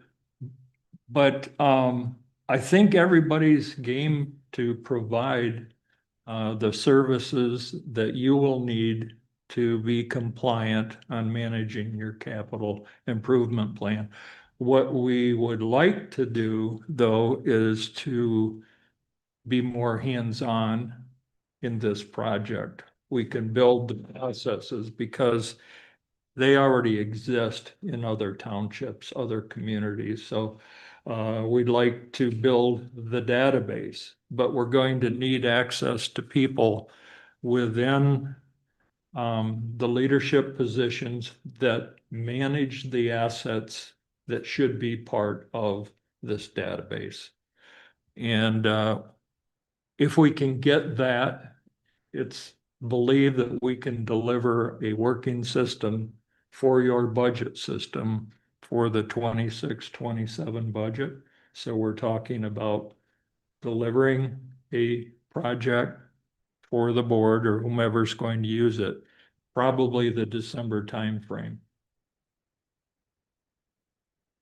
So the other thing we're thinking that as we go through building this combined asset ledger, when we identify these assets, we want to do a physical inventory.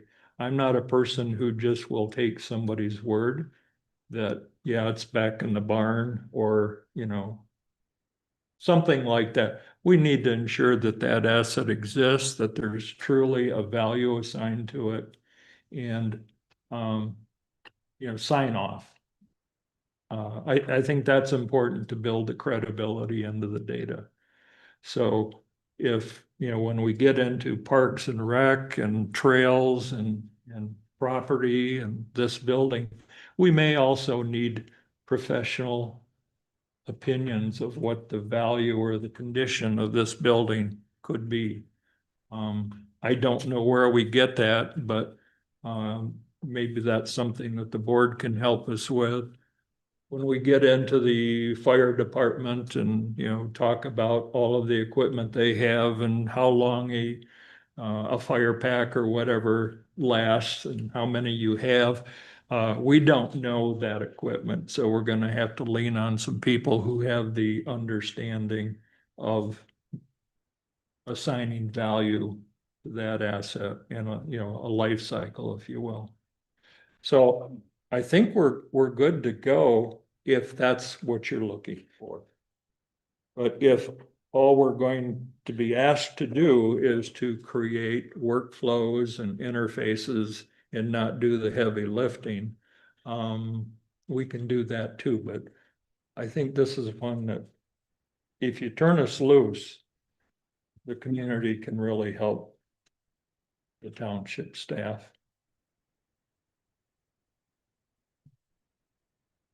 Sounds good. Yeah. So I would just add to that, that there was discussion at the board about doing a request for proposals for architectural assistance in terms of evaluating buildings, facilities, architectural options. There was a firm used before that did kind of the beginnings of that, but it sounds like we need, I believe we need a deeper dive into. Yeah, what I would envision with that is we will build the database with the current assets. It will be up to the board and your staff to put your plan on what it is you anticipate to be doing over the next 5 years. Yeah, this building as an example. Somebody would have to say, yeah, it needs a new roof in 5 years, and you're going to plug in the number in some kind of a capital budgetary planning process. ROWG will build the tool set, will build the data, and then somebody else, I don't know who that is, manages the data to ensure that it's managed for the 5 years in the capital investment side. So I think you're going to find that we already have that asset list. We have BSNA, we have an asset list. Okay. And so we also have a depreciation schedule in there, and it has the lifespan of different things as well. Okay, For like all right. office equipment, 7 years, that kind of stuff. And the fire equipment is all in there as well, like, a pack my last 10 years, a Mm. hose 20 years, that kind of stuff. Okay.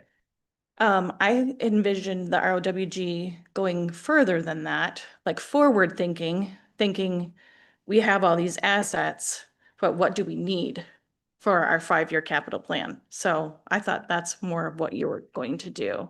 I mean, I don't know if the rest of the board agreed with me.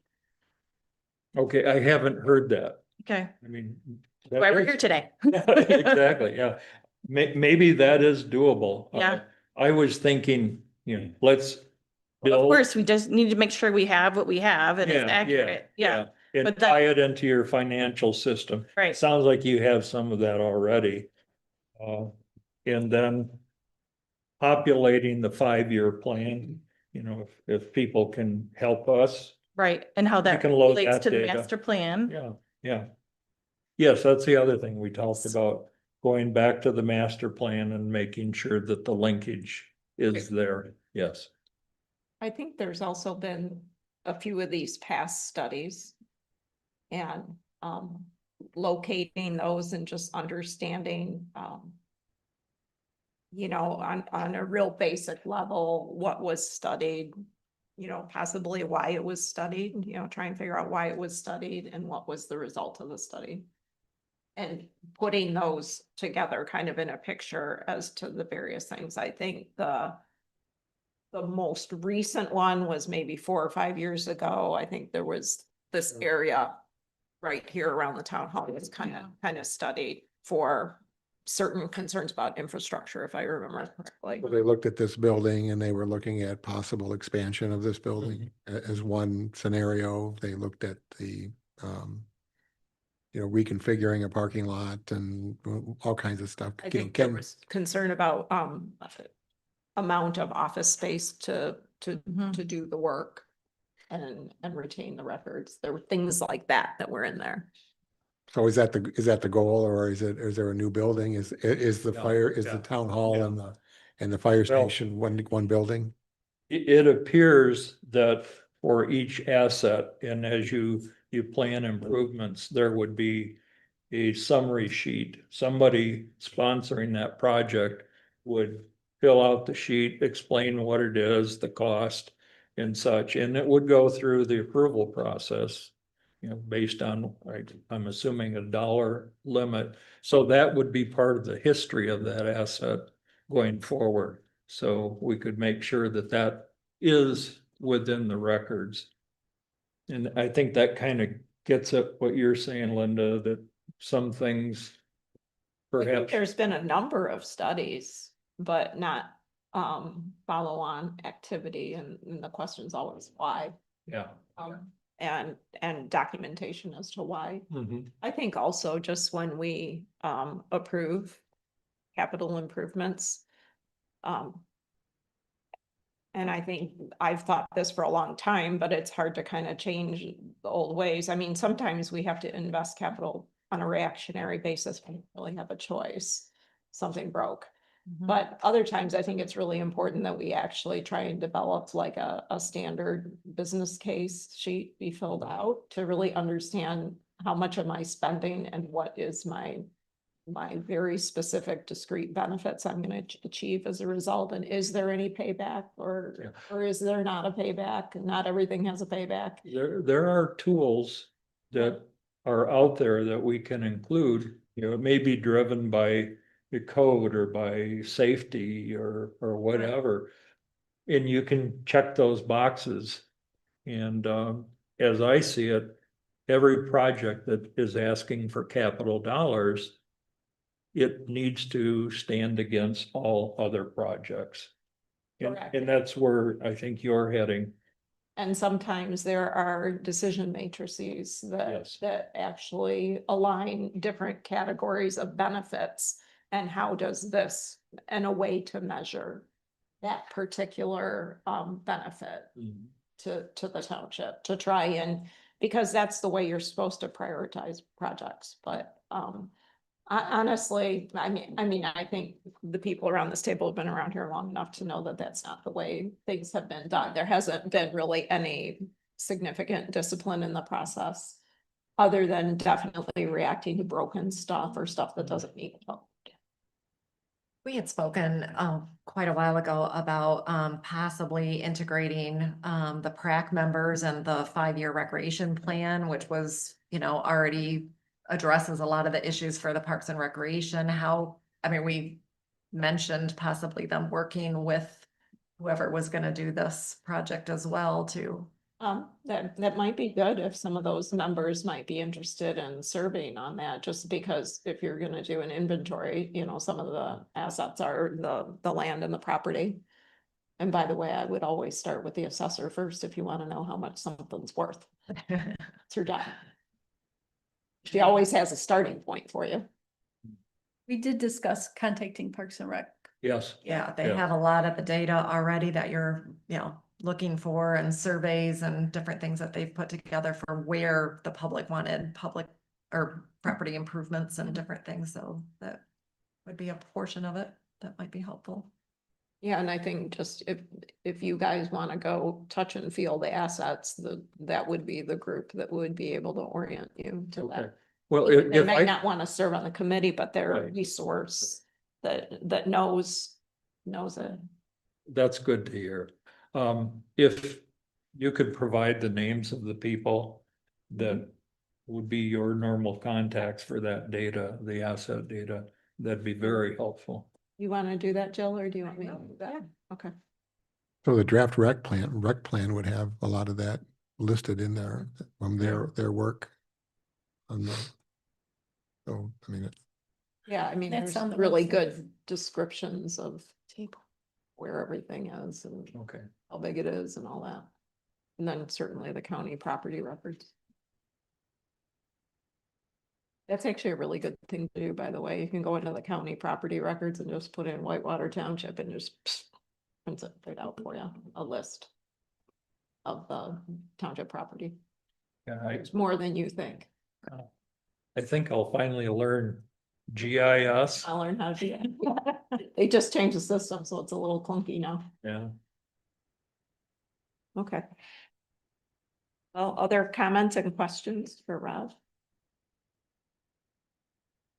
All right, I can do that. It'd be good to get, I guess, regular updates, because I know right now it's kind of super well defined, so it'd be good to get regular updates, and Randy gives an update on planning Okay. commission regularly. Every meeting. Well, is having this available for your budgeting cycle, is that a gap that you'd like to have us fill with this project? I would love a decision matrix. I would just love Would you? that. Personally, I'm very used to using that. I don't know how many other people have been exposed to something like that. Pretty settles most arguments without an argument. With sign offs? Well, just because you can see why. Yes. Is there a deadline for this required by the state of Michigan like there is for the No, 5-year? it's actually not required for a Okay. township our size, but I think like a year ago when we talked about this, we felt it was a good idea. Yeah, the only requirement I see is that if Whitewater Township is using utilities from a neighboring township, like, well, I guess we'd say the tribe with the water and some sewage. When you have two townships sharing that asset, then both townships have to have a CIP program. Oh, okay. All right. So we're there. Okay, other questions or comments on that? Okay. are you good, Tim, with this? Yes, and I suppose we would owe it to them to, when we're putting the budget together, to let them know how much the board was gonna put forward in each fund toward capital improvements. And then, one thing we did at the city is we would send out a sheet to every department. And the sky was the limit, but whatever you wanted to do, you could just, dream, and you could say, we want a new fire township hall. And estimated, it's in the futuristic column, it might be 3.5 million, requires a millage, whatever. But you list all your ideas, and then the city manager just says, no, yeah, okay, we can't afford that, whatever. But then as they get closer, as things move up, you get more refined costs and what money is actually available.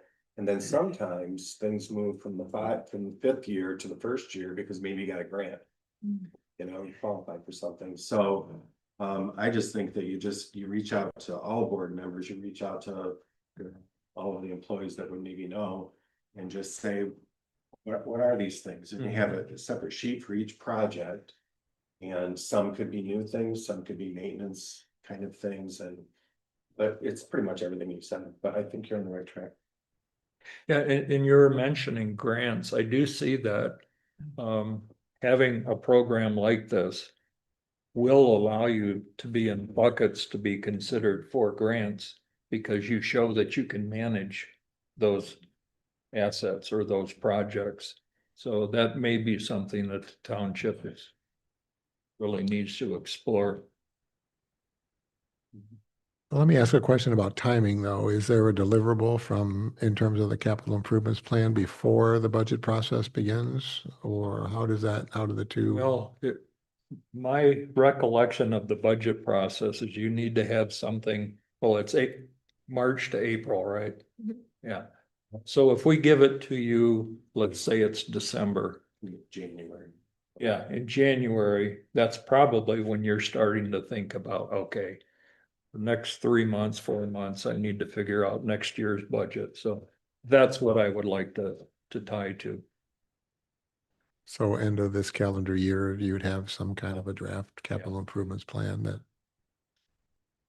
would be acted on by planning commission and the town board.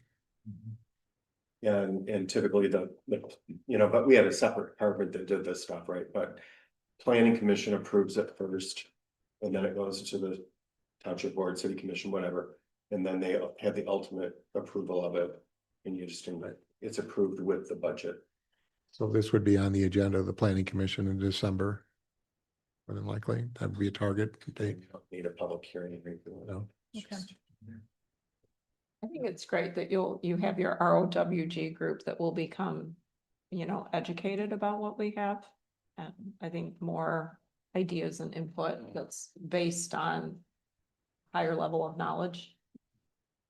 I'm sure that some pearls will come out of that. It's just good to have people look at it. What's there.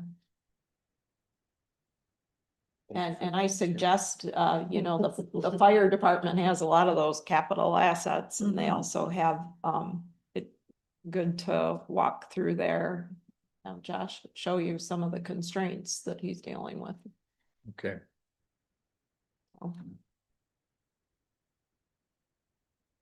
Yeah. Good. Thank you. All right. All right. I think we're ready for public comment. Sound right? All right. So we've got public comment. Anybody wants to come forward? Still under the planning commission. This is still under the planning commission meeting. Julie Zanis, Skigmog Point Road. Thank you. I appreciate the additional clarity on the survey process from Bernie. I think it's his name, Bernie. Tim, I wanted to thank you for seeking out further clarification about the telephone survey part of it. I still am a little fuzzy on how they're going to grab our phone numbers. Because honest and truly, when I bought my property in 2000, I had an AT&T landline, and if you go online, you're still going to see that number showing. So I would really like to have a little bit further clarity on how they're going to pull the most current, up-to-date information on telephone numbers of property owners and residents in the township. I do think that there does need to be, it was a fair question about clustering. It's a problem in R1. If I walk outside, there's a couple new members on the PC board. It's one I haven't spoken to yet. If you walk out my front door and you go right 25 steps, I have an STR. If you go out my front door to the left, I have an STR 75 steps. If you go out to the back of my property across the street, and I live in R1, 100 steps, I have another STR. So clustering is an issue in R1. It wouldn't be in ag. but it is in R1. So it really is an important question to consider for us that are in R1. It's not a one size fits all. If you make a decision, and Wendy is right, there is a number of townships out there and out there that has 1,000 feet, X number of feet between STRs. It doesn't, this isn't about employees. This is about an ordinance. If it's in the ordinance, that's what it is. The last thing I want to mention is in October of 2025, Reen, you might remember quoting this because you quoted it in the December 2 ROW meeting. We had ROWG meeting. We had 130 STRs operating at October of 2025. Now I want you to probably realistically multiply that by 3, maybe by 10 in the dead of summer in the township. I would really be careful to take Airbnb DNA's data of 1% in STRs. They're worth, as of 2 days ago, $80.54 billion. They're going to report low on that because they don't want townships to go, oh my gosh, I'm at 10%. So you need to use what's in this township and make the decisions based on this township, not based on what Airbnb DNA is reporting. So thank you. Oh, Mr. Sherman, I think you had the quote of the night. You're worried what I'm going to say right now. Can't always be just used by right. It is. That's what a lot of these conversations are about. So thank you for stating that. I actually wrote that down. All right.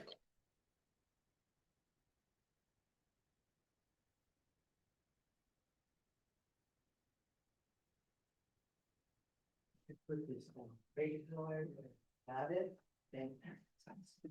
You'll understand later.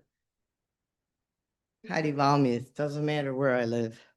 I want to clarify that when I did the white papers that are in that book over there for short-term rentals on the road committee, I asked the assessor what our non-homestead and our homestead was before I put it in my white papers.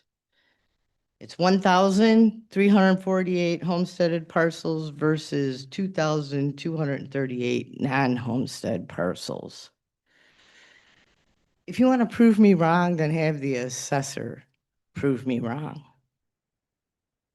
A little concerned about a couple comments you guys used. Please be careful of your terminology because there's 16 people on Zoom. We might have some new observers. We are not an acre. We are 40,000 square feet. Can anyone define an acre for me? It's 3,000 something. I had it over there. Hold on. 43,560. And my problem with that is that could be another lot. That could be another house. Correct? Hold on. I just mean in square footage. So if we were really if you split an acre and you took 2,300 and whatever square feet off it, it could be more issues. I just want you guys to use 40,000 square foot, not an acre. Otherwise, change the book. Also, be careful how you use bed and breakfast. It's a different use than a short-term rental. It has rules, regulations. We have to use the terminology in the zoning ordinances or the general ordinances, or we start a lot of confusion. And there's massive amounts of confusion out there. And you're trying to figure out what our community really is. It's the Hatfield and McCoy's people because everybody wants their personal property rights and they don't care about yours. So it's, I want my personal property rights and I don't care about you. That's what's out there. Somebody put a article on my car Unfortunately, I know who it is because I recognize the handwriting, but they are a farmer. And this is about the winery wars. This was an article in the Good Fruit Grower. So now you know who it is probably. Much of the dispute hinges on, they've outlined that. And then they outlined, once you say farmland can be used for wedding venues, restaurants, and bars, the value of land spirals upward to where no one can afford to use it for real farming. And that was a quote. It's important we moderate the concept of agritourism and avoid a tipping point where the major revenue source becomes not farming, but just commercial activities. I'm all for small farms. I'm all for having a small community. I'd like to see us push our ag up to 3.5 to 5 or 5 to 10. We do it in rec. We do 5 acre in rec, and it's booming over there with houses. Oh, I also got another letter put on my car. This time I was at work. I don't know, people just think I'm gonna come here and communicate for them, but I've always been a spokesperson for the people, and I've always stood up for the little guy that's too scared to stand up for themselves. This was a letter to the editor, and it talked about 20 houses and a 2.5 acre lot allowance.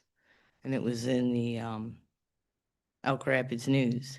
So if you think people aren't paying attention, they're paying attention. We don't do a very good job of communication. I'd like to see the beautification fund that I've been complaining about for many years, asking what we're beautifying in our community. I'd like either a call board where the people can know what's going on better than a little thing up here, or something set around somewhere in a park where when they drive by, they can see when the next meeting is. Because I really thought this meeting was at 7 o'clock, but 6:30 changed again. These people are used to certain things. That's probably really irritating them. But I do have a problem. Where's all the people with short-term rental issues tonight?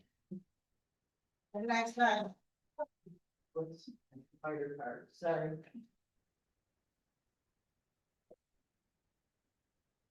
Connie Highmore, 6761 Bags Road.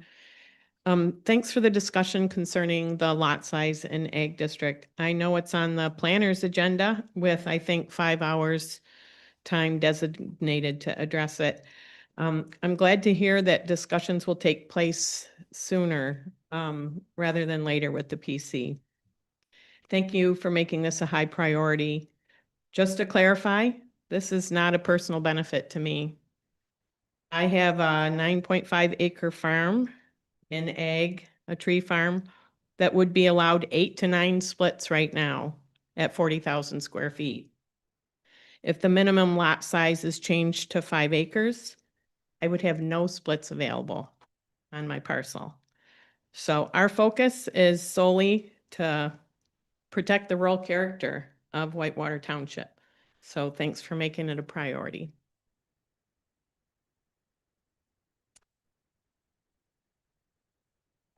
Would anybody else like to make a public comment at this time? Okay, we're down to board comments and discussion. Does anybody have anything else they'd like to discuss at this time? All right. Then I think we're ready for adjournment. I was told to remember that both the Township Board and the PC need to adjourn. So I will make a motion to adjourn the Township Board on this portion of the meeting. We are going to be continuing into our regular meeting agenda immediately after. Aaron, second. So motion made in second, all in favor? Aye. Aye. All right. Go ahead. I'll make a motion to adjourn the planning commission portion of the meeting, and we do not need to stay for the board meeting unless you want to. Sherman, second. All in favor? Aye. Any opposed? All right, good. We're adjourned. Thank you for everybody's time. Thank you. Thank you.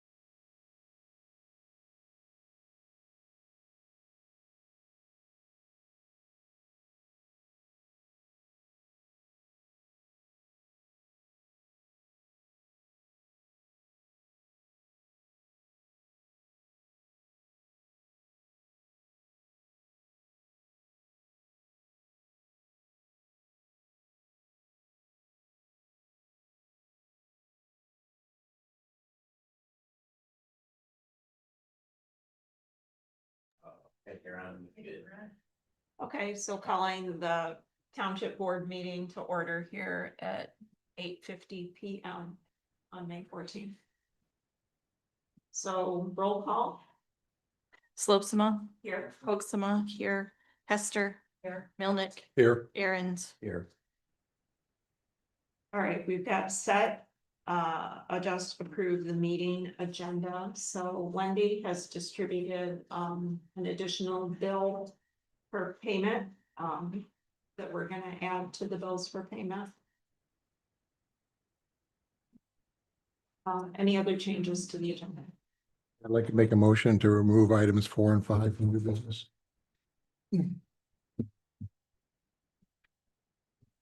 Done according to the action of the board took on April 15th. These matters are referred to outside entities for investigation. Understand that works to be concluded soon. I believe the board should wait until that work's completed before any further action. And I understand legal counsel concurs with that perspective. All right, I will second that motion for any additional discussion. I'm sorry, I have that as a motion.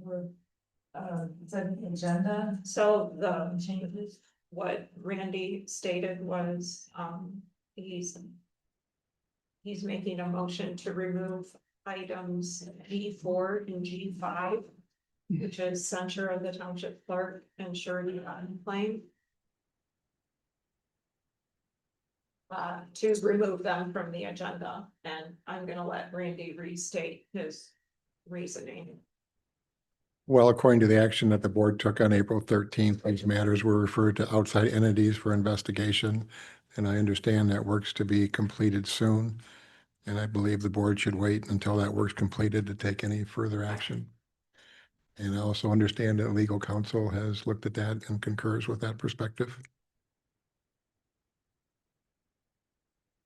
So I have something to say on it. Yeah. I'm fine with it, you know, whatever, but I don't believe that the censure is about the illegality of it. That does not belong to this board, as been stated by other people in the past. That's why it went to the state police, is to determine whether something happened that was not legal. What the censure is about is a violation of township policy, which to me is clear. So the censure is about that. And the surety bond is about that. It's not about whether it, you know, it was against the law. It was against township policy for personal gain. And so that's why I think it's a separate issue that maybe the attorney is blending the two. But in my mind, the censure is not about whether it was against state law. But it's found, but that's just my opinion on it. Whether, if they come back as an example and state. So if they come back as an example and state that it doesn't rise to the level of being against the law. It doesn't mean that it doesn't rise to the level of being improper behavior and against township policy. So they're separate issues to me. Okay. But I'm fine. I would just add that the censure, a whole range of options were available to us on April 13th, and the censure was one of them that was provided as a potential motion by the attorney. So we could have taken that back in April. Right. Didn't. So I don't know. I think it's a step at a time. My understanding, if I understood that correctly about the legal counsel, was just to hold off on the censure until the investigation was done, but the surety bond claim is an entirely different issue, and that's just to get the ball rolling, to get compensated, for the township to be compensated for the losses that we know, and it's already been proven that we've sustained. So they're two separate issues, kind of for the same reason. I don't have a problem waiting either. I really don't. I just think it does need to get addressed. We've already pushed it off one meeting, and you know, I guess I could go either way. I just. Okay. All right, any other further comments, Tim? No. I think just for clarity, I think we should vote on this. So the motion was made to remove both items and it was seconded. Who seconded it? I'm sorry, I meant to second it. Yeah, We'll second it. and to add this invoice. Right, so that's correct. Well, the motion is to amend the agenda. It is. Motion is to remove these two items separate. Right, the motion was specifically that. I think we talked about Oh. getting the bill in general. I don't Right, think when you get there's to the a lot of- consent calendar, can Add the motion to. Right. All right. So I just want for absolute clarity on this, that if we could have a roll call, please. Slipsma, Yes. Milnick, Yes. Aaron's, Yes. Kester, Yes. Hoaxma, yes. All right. So we've removed those two items. All right. And are there any other changes to the meeting agenda? Pull things out of the consent calendar, but I can do that when we get there. Okay. All right. So I'm going to make a motion to approve the agenda as amended. I need a second on I'll that. second that. Melnick. Seconded by Melnick. All those in favor? Aye. Those opposed? None opposed.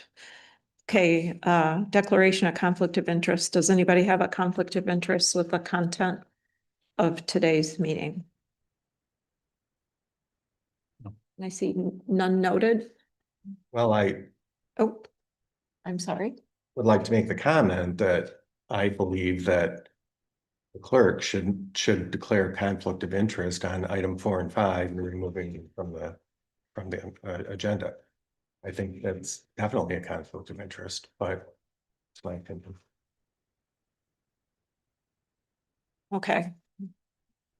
I'm back to personal conflict of interest with what we have on the agenda now. Is there any conflict anybody wants to declare? All right. No conflict of interest. Public comment. What is? Uh,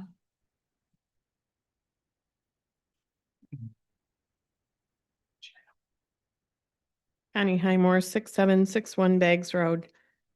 I know it's not on your agenda now, but this subject of censuring Clerk Hoaxma is so disappointing.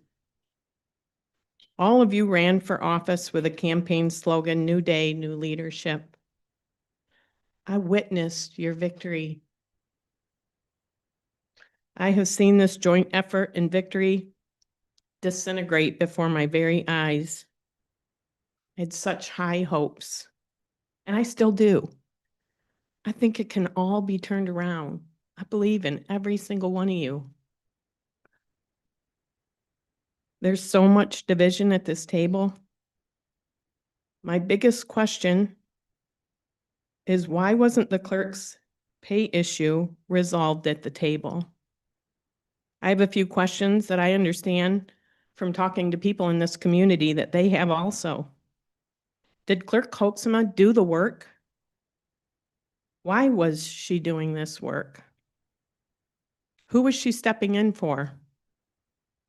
Every single member of this board had their hand on this.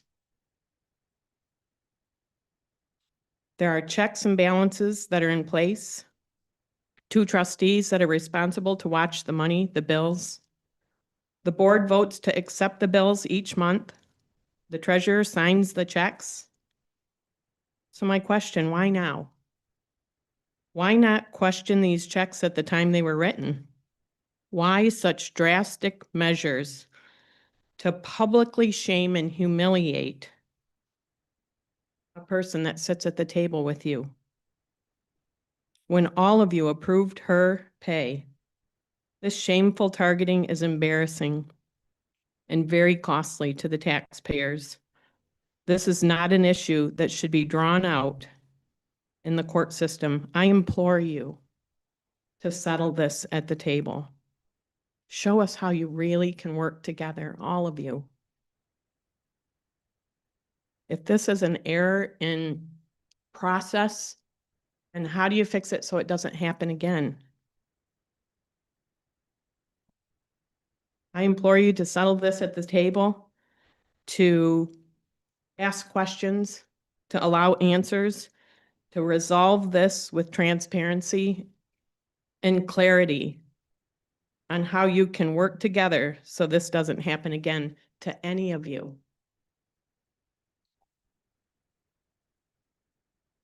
Thank you. Would anybody else like to make a public comment?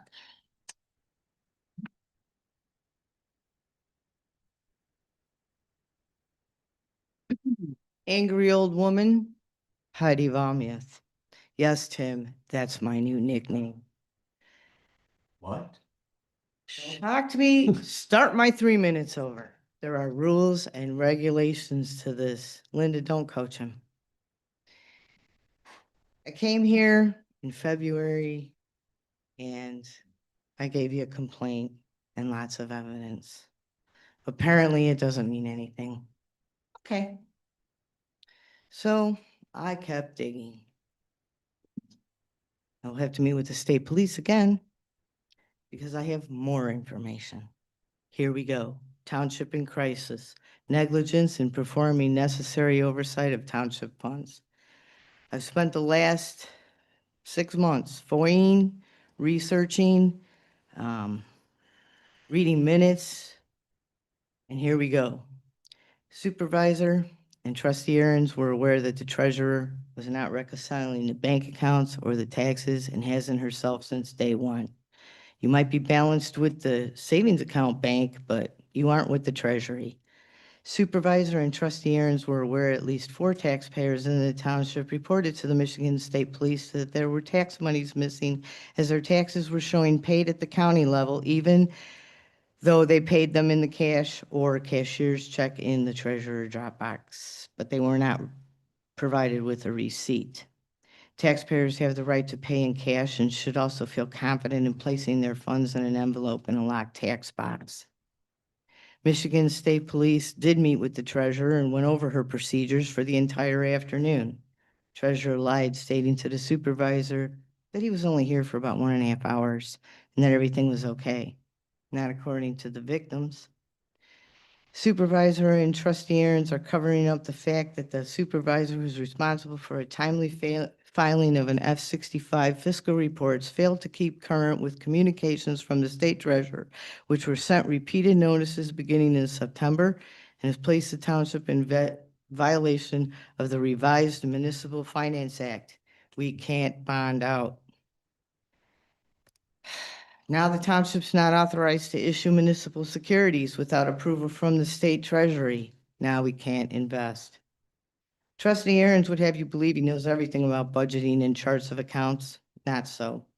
He consistently would inform the clerk what to do, and his directive and retaliation begins. Welcome to the cover-up. Township is overdue in filing their required fiscal report F-65 because the treasurer has not balanced the accounts, which, please don't whisper. Treasurer has not balanced the accounts, which is required to comply with the report. The treasurer would have you believe that she's reconciling the accounts. However, it's the second CPA firm that the taxpayers are paying for. The supervisor also failed to note that she received an invoice from the CPA for her services, and the CPA will no longer conduct business with the township until it's paid.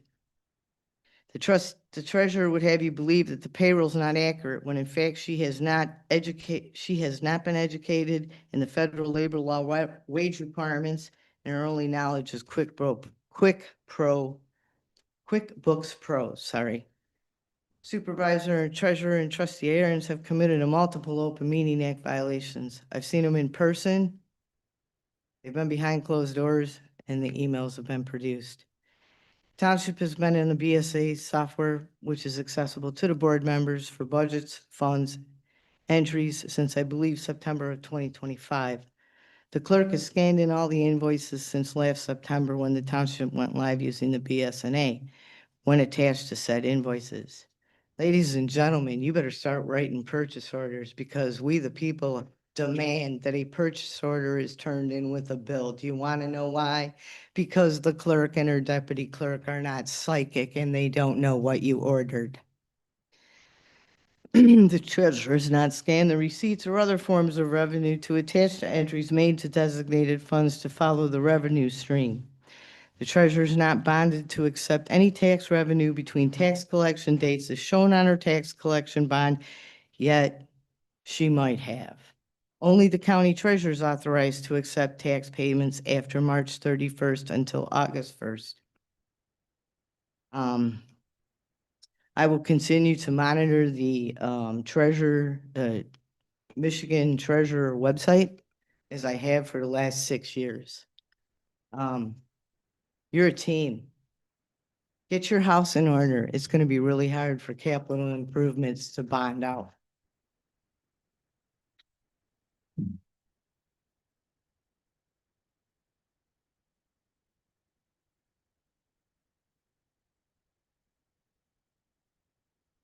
Julie Zenas, Skagmont Point Road. I'd like to raise some serious concerns regarding the timeline presented in April about the alleged misconduct of our clerk by our supervisor and the apparent disclosure of confidential township matters to the public before the official public meeting was held. I actually closed my last public comment almost saying the exact same thing. According to the timeline provided by our supervisor, March 17th of 2026, legal review was initiated.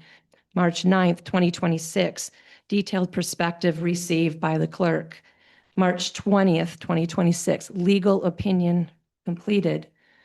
March 25th, 2025, posts appear on Williamsburg Rock, including one from Rachel Steelman referencing alleged embezzlement, followed by another anonymous post suggesting the clerk may have embezzled funds.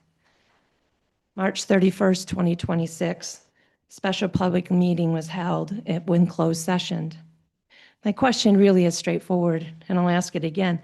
How did confidential township information regarding alleged misconduct become public on social media before the township had even held a public meeting on the matter? It was 6 days ahead of time.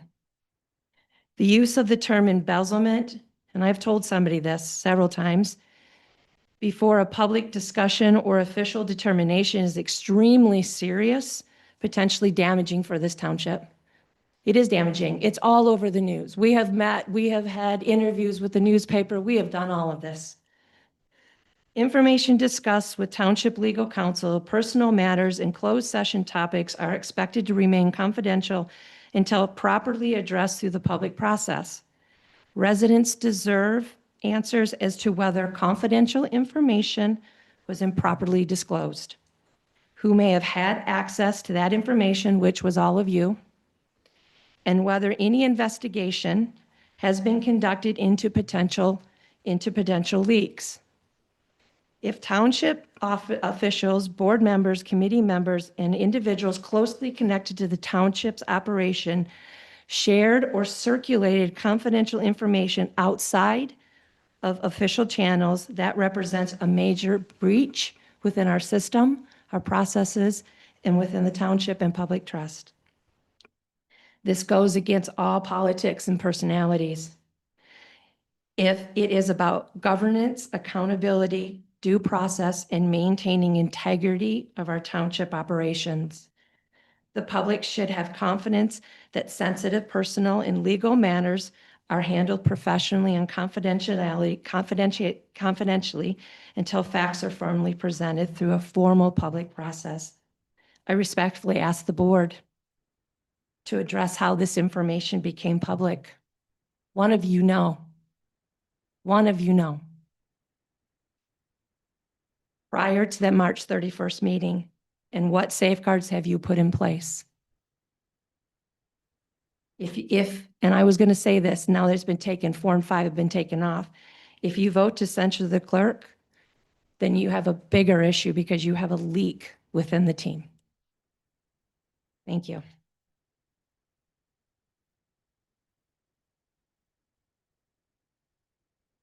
All right, anybody else want to make a public comment this time? All right. We'll continue on the next thing that we have here. We have a short item here, audit progress update, for Wendy and Jill to report out how things are going with approaching the audit and also closing things up with Maynard Custerison. Listening. I met with the auditor a couple of weeks ago and we were hoping prior to that meeting that would be a Passover session where she could give me a clean slate and we could start. Just to let the public know, you guys keep saying that I am not reconciling anything. That is true. I have not been handed a clean slate to be able to reconcile. What I was able to reconcile was the software program that I had prior to BSNA, and it wasn't reconciled. Well, I'm telling everybody, because it's just these rumors and misinformation just keep getting circulated, and it's just simply not true. The problems with fund balance have been significant, and that was the program that was used to migrate into BSNA. There are so many problems that it has taken two CPA firms to try to figure it out, straighten it out. Where we are right now is, the person that we're working with is almost done. She has, almost finished March apparently as of today, and, we'll finish April, and the plan is we will reconcile May together once I'm handed a clean slate. So that's. So where we if I stand. just heard you right, you blamed me for fund balance and for the conversion over. And then you just admitted that you were not reconciling anything before that. And so now she's doing it for you and she's gonna teach you how to do it so you can do May. That's what you just said. So let me clarify, I can't reconcile, I've never been able to reconcile fund balance, I don't have access, that was your program where all the township information was input. Right. I have been at your mercy when I had Sage for you to take our information and put it into fund balance. Which I did. Well, not all of it, there was. No, a I lot did. of missing revenue, there was a lot of. So missing you can blame that on the transactions. conversion. You know what? Point of Okay. order. So, You need to take control of this. no, we need to. So This- hold on, So hold I thought you were on. talking about I the mean, audit. excuse process. me, you guys. You asked for point of order. I need you to state your specific point. So Please. this was an audit progress. So we, as a team, on a team meeting, we met with the auditor, not the CPA.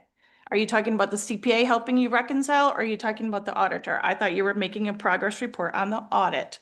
We have an upcoming Okay, audit that we are so trying to do. And I agree with your point. Yeah. This agenda item was to tell us how your progress is with Maynard and the plans to start the financial audit for the 2025-2026. Well, that goes in between Yes. E6 as well. So Yes, and I know it's somewhat related, okay? it is. So anyway, what we're looking for, I think we've heard the history in the past, which you guys have somewhat different takes on that. What we're looking for is just current status. So Jill, I think you just shared that you expect March to be reconciled very soon, correct? Hopefully next week. Yes, and so Okay. that'll clear up last year, the audit can move forward and hopefully Okay. I will be finally given a clean slate in order to start reconciliations within the township. But there was no way that I could reconcile what I didn't do. And you're planning on starting to take that over on your own in what? We are meeting when? in June, hopefully in the June. end of June, just due to different schedules. That was the first time that we, Okay. could get together. So we will be meeting in June. The plan is to reconcile May together and for the baton to be passed at that time. Okay, So that was and just a lot of cleanup. that So the needed to- team's meeting we did assign different duties, the same checklist that we had last year. It's going to be easier this year because we have BSNA, so they have access to lots of, the information already. And so like she said, we are moving forward in June to start that audit process. It won't be so long this year. okay, so you're expecting to start the audit, what, mid-June? Before that, we've been giving them information before that, so they will Okay, And are they running these trial balances to Well, they can't assess do that the yet. readiness? Like at what point will they be doing that to know that they can hit June 15th? I mean, it's only a month away. Once that's reconciled, then It's they not get. June 15th. They said if we had all the information by the end of June to them, which I fully anticipate we will, I'll have mine before I leave. I believe you felt like you could get everything in by the end of June, and then as long as they could start in July, they felt like it would be A month. much easier this year to meet the September 30th deadline. So I feel like we're on track. We just are getting over the last few hurdles of this, and it's not been fun. for But we everybody. probably should talk about the elephant in the room, though, with the corrective action plan for the Department of Treasury. That goes along with that as well. I mean, I don't know how the auditor can even start anything unless they have finished the last one, so.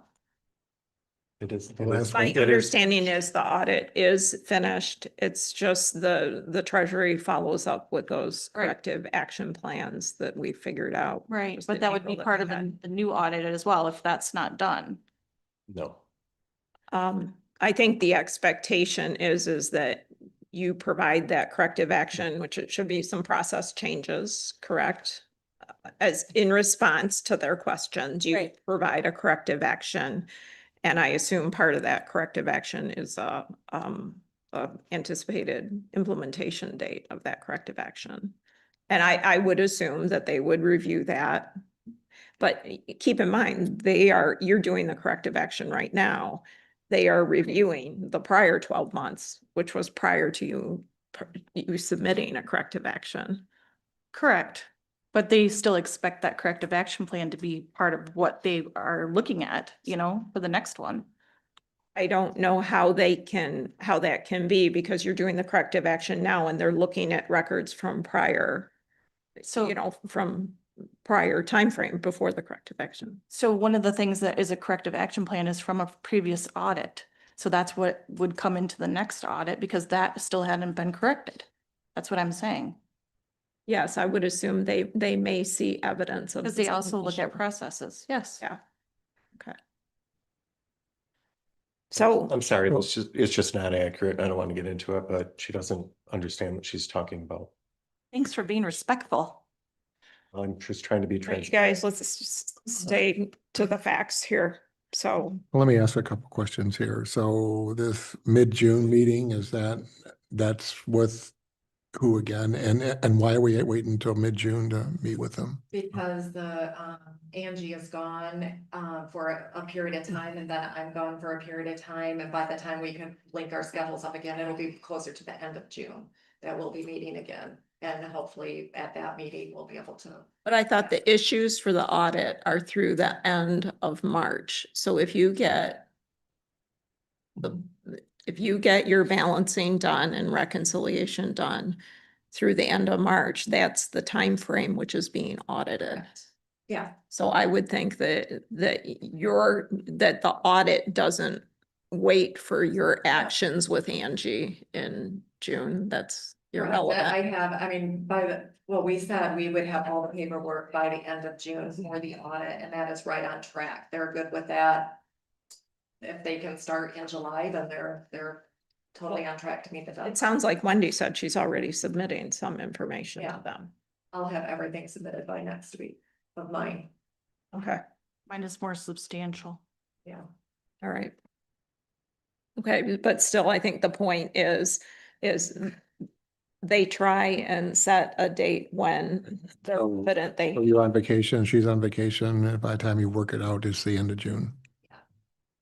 So that's regarding balancing April and May, That's correct? for the handoff and the training we'll have stuff for the audit done prior to that, or at least I will have my part done by next week for the audit. So the Gaybirds will be able to do their thing. I'll do my thing with Angie at the end of June, and that's just to pass the baton, and hopefully everything will be squared away by then. By pass the baton, I mean, if we don't need their assistance anymore to get these books reconciled. Yes. So they'll have all of last year done, and hopefully the auditor will have. So the end of March is the end of the fiscal year, so that's closes out. Yeah. Last year. Okay. All right, any other questions on that? All right, next we have consent calendar. Does anybody want to remove anything from the consent calendar? I want to remove the bills for approval. So I need to add an item. And I also need to remove, to declare the surplus of the pumper engine, because that should not be on the consent calendar. Need to remove Hang on, I'm still writing. Okay, I'm removing the bills for approval. I'm removing the pumper truck sale. Is that correct? Did I get that one right? Declaring surplus and sale. Okay. Okay, that's item 2. All right, and Jill, what did you want to do? The approval of the minutes for April 23rd, there is something that needs to be corrected in there. Okay, that's all minutes. Okay, and I guess we're removing a lot of stuff here. I'd like to remove item 6, the Manor Casearson purchase order approval, just for a very brief discussion on that. All right, why don't we take bills? So what's left on the consent calendar is correspondence and the fire cost recovery program. Approve it though. I just want to make sure I'm stating what's left, what's out and what's in. I'll make a motion to approve the consent calendar as amended. I'll second that, Melnick. Okay, motion made and seconded, all in favor? Aye. Aye. All right, why don't we go in order here? The bills for discussion. What do you have, Wendy? So we're adding the brick house $1,500 deposit so we can start on that website redesign. Yes. Was there a invoice for Noah? Or No, that didn't make it into. We were gonna put it in, we discussed that and it's on for the 28th. Okay. Because we have enough to conduct business till that point. All right, any other discussion on the bills? No. All right, I already gave Wendy a couple corrections in advance, so we're good. okay. The next one is the pumper truck. Oh, we have to approve that Are we separately gonna approve these all individually? if we have to. Yes. Okay, I'll make a motion to approve the bills as amended. I'll second that. Made by Aaron, seconded by Slopsima, all in favor? I. Aye. And opposed? All right, bills are approved. All right, pumper truck. All right. So this deals with, if I scroll down to the motions here. Is there any discussion needed on this prior don't- to the motions? I don't think so. We just needed to actually make the motions and vote on them, and not have them on the consent calendar per MTA. Okay. I would like to see where you found that, actually. Motion is what's approved on the consent calendar as stated, and if you remove it, then you do that, but Let's have Josh come up here and talk then. no, we don't need to do that. I'm just saying, I'm gonna, I had I'll- talked to Catherine Mulhout at MTA, and she sent me about 6 different attachments about why you should not just do this under the consent calendar. please share it. Sure will. All right, can we please move forward with the motions so we can conduct the business?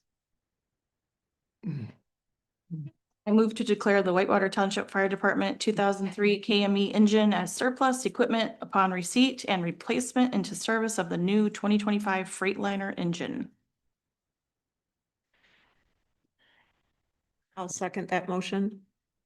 So motion made by Hoeksma, seconded by Slopsima. All those in favor? Aye. Aye. Opposed? None opposed. All right, somebody can please make the second motion. I move to approve the negotiated sale of the Whitewater Township Fire Department 2003 KME engine to T-Line EV in the amount of $10,000. I'll second that. All right, motion made by Milnick, seconded by Hoeksma. All those in favor? Aye. Aye. Those opposed? Aye. All right, so we had one opposed. Do you need Josh to talk about that or? Sorry, who was opposed? Aaron's. Aaron's. I think the question was asked if there needs to be any further discussion. No. Okay. Moving on to the next item was, meeting minutes. I already gave, Kay held, I had a very simple correction to just the day of the week on the meeting minutes. I'll go back on this. And then Jill, you had something? Yeah, at the very end of that meeting, we voted on the speed limit signs, and that says that I voted yes, and I did not vote yes. I voted no on that. Oh, I'm sorry. I thought I said no. That's why you're on the last line. Okay. Thank you. Any other corrections?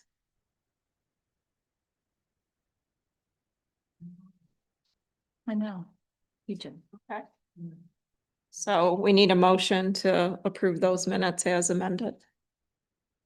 From move Melnick. Second by Slopsma. All those in favor of approving the meeting minutes as amended? Aye. Aye. Those opposed? None opposed.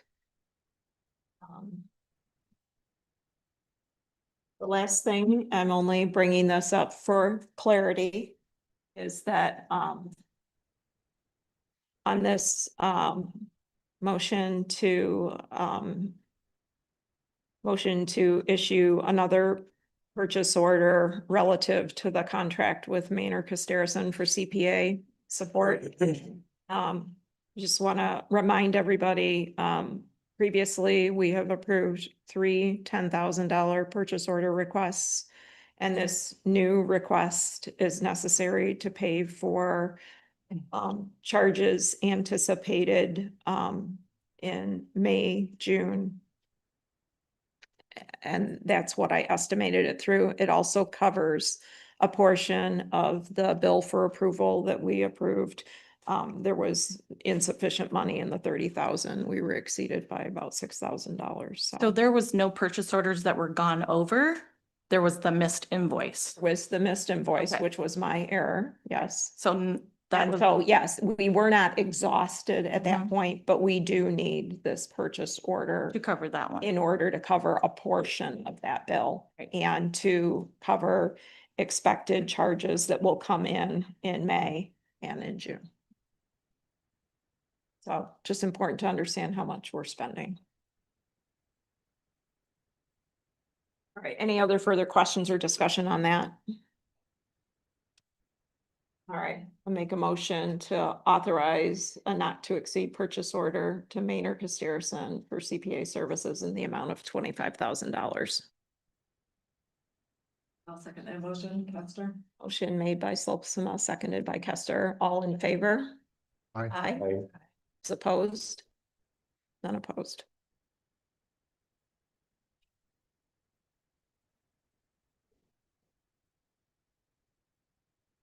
All right. Now we're on to unfinished business, special meeting date availability. So get to that. Okay, so I went over to Elk Rapids a few weeks ago, visited with both township and village personnel, reviewed their meeting venue. It looks to have really good capacity for us. I would say at least 150, possibly a little bit more. They have actually two meeting rooms that are adjacent to one another, and they have a divider that can be removed. And so I did get agreement from the village manager that it would be available for us on the dates June 17, June 24, or June 25. I pull up my calendar to check the days of the week on those. So I can already tell you, there's probably a ZBA meeting on June 25th. What's that? There's probably a ZBA meeting on June 25th. She has another one in the works. Would be the normal township board meeting.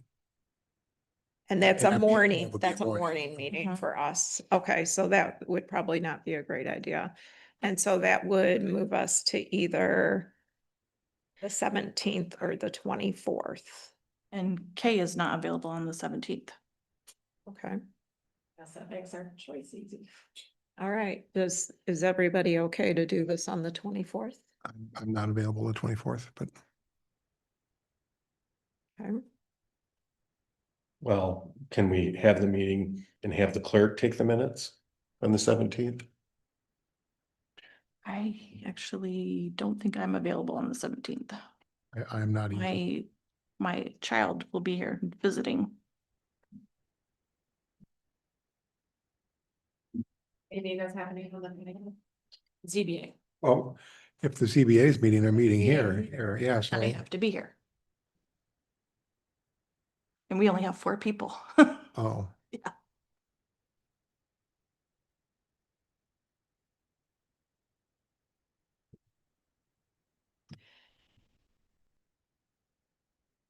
Okay, so, We'll have to decide it on the 28th. so I guess the only other thing that I could say is,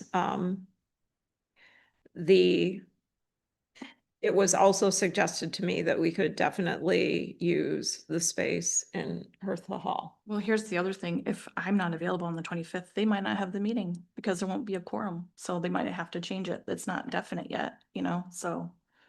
So your Big quorum priority. for the ZBA is 3, I Yeah. believe. Yeah. And you have 2 regular members, plus you have the PC member. Mhm.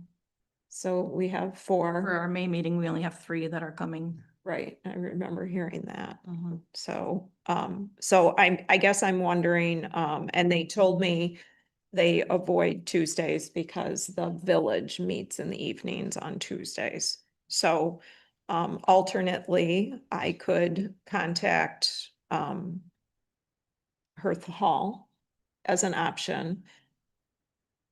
HERTHA. Mhm. It's an acronym.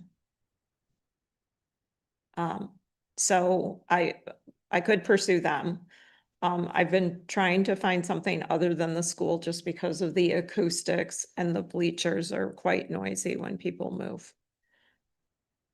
So I could certainly do this and bring it back to the May 28th meeting.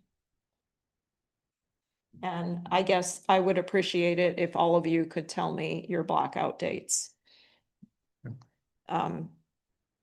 And based on, I want to make sure I close the loop on this too, is that I did talk to LIAA about doing it down at Woodland School, and there was concerns about the IT performance in there. There were some issues. I heard it was comfortable for the participants, but it wasn't great for making sure that we had a clear live stream. so would we allow comments from the? Would that just, that would just be, New policy. would just yeah. be live stream then, right? There Right, wouldn't yes. be- There wouldn't be people on Zoom calling in. Right. We're just Right. YouTube. So that may make a difference. Yep, we're just YouTube. It's, I could clarify that with LIAA, but what I really need from you guys is your availability. Can you guys help me with that? Sure. And I will get back with you. We have our next meeting on the 28th of May. So you're looking for our availability anytime in June? Yes, looking for your June availability. And I'm trying to avoid Mondays, and I don't think we would get good attendance on a Friday. No. I try and avoid Mondays too, just in case people are doing a long weekend. But certainly Monday is a possibility, so. Okay, so if you could please provide that to me, in the next day or so, I'd appreciate it. And that includes you too, Kay, please. Sure will, thank you. Okay. All right, on to new business, public safety revenue sharing grant. Keith Morgan. Yeah, so Supervisor Solomon shared with me a email from state of Michigan on regards to the public safety revenue sharing grant program. this program, I got into it, it was based on 23 and 24 data of violent crimes that happened in municipal, like in townships. And based on those violent crimes, a certain pot of money was given to those townships. Whitewater qualified for $3,311 through this program. There were, I guess, 4 violent crimes that were reported to the state police over that 2-year period. The caveat is 75% of that must be used to fund law enforcement agencies or law enforcement officers. And the other 25% could be used for other non-law enforcement public safety purposes.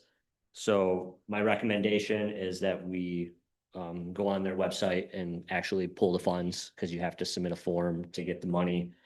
And we could then give that 75% to the Grand Traverse Sheriff's Office in return for extra patrols or whatever. I know it's a drop in the bucket for a patrol officer because it's only $2,485, but it's at least something. And then the other $286 would be used to offset the radar signs that we're purchasing for speed control, with that invoice being, $7,774 at $826 would help get that a little bit lower. So it was just my thought for using those funds.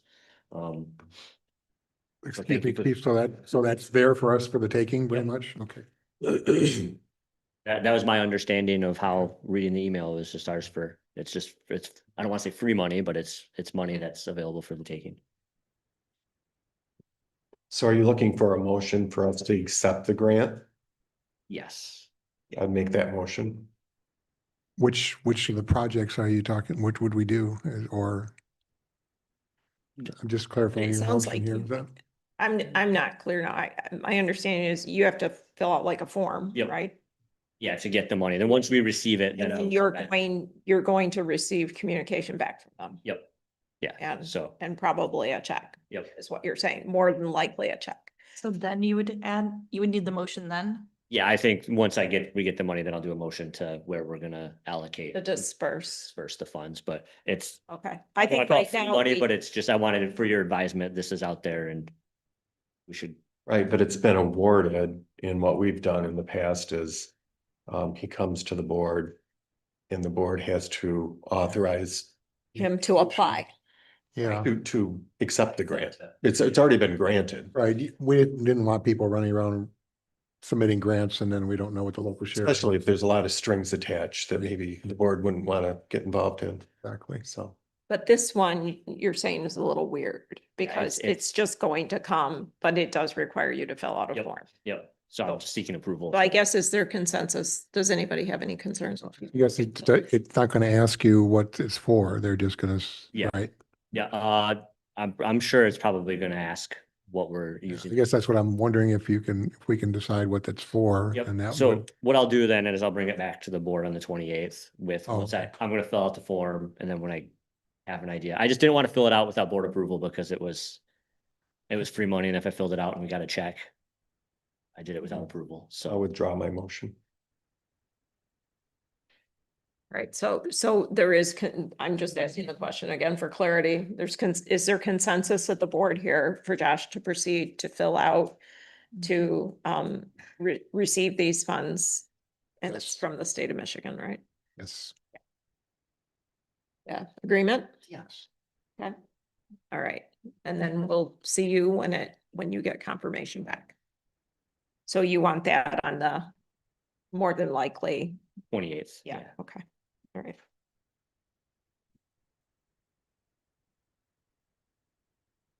All right. Sorry, it just takes me a minute to make a note here.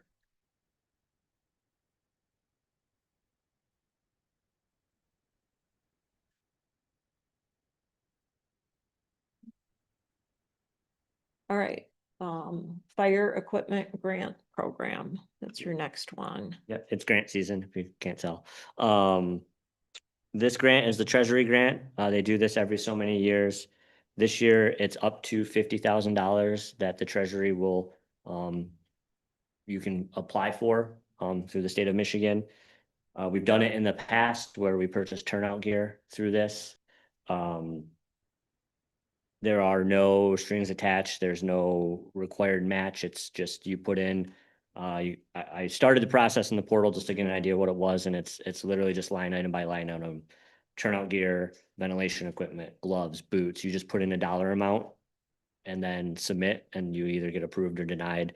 My recommendation is that we do not go for the full $50,000. We did the last time, so I want to be just kind of fall in that $25,000 to $30,000 range of just miscellaneous equipment to kind of continue outfitting the fire engine and my firefighters with gear. So, Were you awarded the last time? yes. Okay. Yep. All right. Yeah, we received turnout gear. I think Brandon Flynn got turnout gear off of a treasury grant. Okay. So is there consensus to approve? Josh should go ahead and apply for this? Yes. All right, consensus. Thanks. Thank you. All right. Last thing we have under new business is ADA compliant entrance door. Wendy has a memo in the packet. Do you want to hit the high points on it, Wendy? Sure. It's been a long time coming. Obviously, the door is kind of the bane of my existence. It slams. No, it didn't slam. I've tried to get many quotes for this. It's just a specialized product. And so Allen Supply has the specialized door hardware, and Grand Traverse Construction is who they recommend. So that's who I reached out to. He told me that he was giving me a really good deal on that installation, and they also can subcontract the electrical installation. I also reached out to Chain of Lakes, who did our fans, and he said it probably would only be like $1,000. So I did confirm that, you know, the Grand Traverse construction installation guy was pretty correct. It is offset by that MAMC grant of $5,000. It's just more than I thought it was gonna be. And I can also try to go back for another $5,000 from the MAMC grant, because that was up to 10,000. So I make a motion to approve a purchase order for the ADA door installation in an amount not to exceed 17,500. All right, we need a second on this. Can we discuss this at all? We need the second in order to discuss. Second to discuss. All right. That has been a really long time, so I was trying to rack my memory about this. Didn't we discuss, part of this was going to be to fix the ramp too, back when we first talked about this, because that ramp is in terrible condition? That's a much, much bigger expense. So Okay, I thought that was gonna be part of this, and then, I guess I would like to see if we could get approved for the 10,000 before we approve this. If it was up for 10,000, then it's, well, I don't know where we're getting this. my quote was hard to get, and my quote is only good for so long. That's the problem. So I have a comment. I can't support this. Our policy requires 3 quotes, and I realize sometimes that's not possible when you get dealing with something specialized, but it's a door. And with all the construction going on in this community, there are so many door companies, and I can't accept the fact that there's nobody that will bid us, that we can't get 3 quotes on this door. I'd appreciate your help with that then. You know, 2 meetings ago, it was suggested that you turn it over to me, but you would never send me anything. And so I would be happy to do it, but you didn't follow through and give it to me to do. But I would like the opportunity to get 3 quotes. And One of the persons I actually had a quote from before was the Travis Reamer that is now in jail. That's the kind of people that have been coming up to me and trying to give me quotes.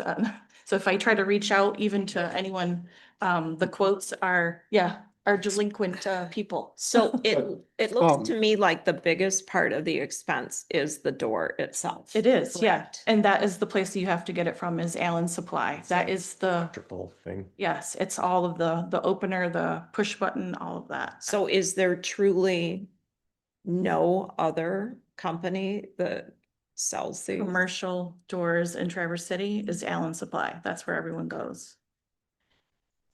So the other thing I was thinking, if you want to approve this tonight, is I agree with trying to get the extra $5,000. And then I believe by the end of the month, we can apply for a 2% tribal grant. And since we're paying more than 50% through the grant maybe, but couldn't we apply for the other 7,000 with the tribal grant and just see if, I mean, Yeah, it's why not? it's handicap access for voting, and I think that they would support that, maybe. Maybe we could. I was gonna say, what about the ramp too? But that's separate from a door. I mean, that's, Yeah, but it's all part of, it's all part of the access issue. it is, yeah.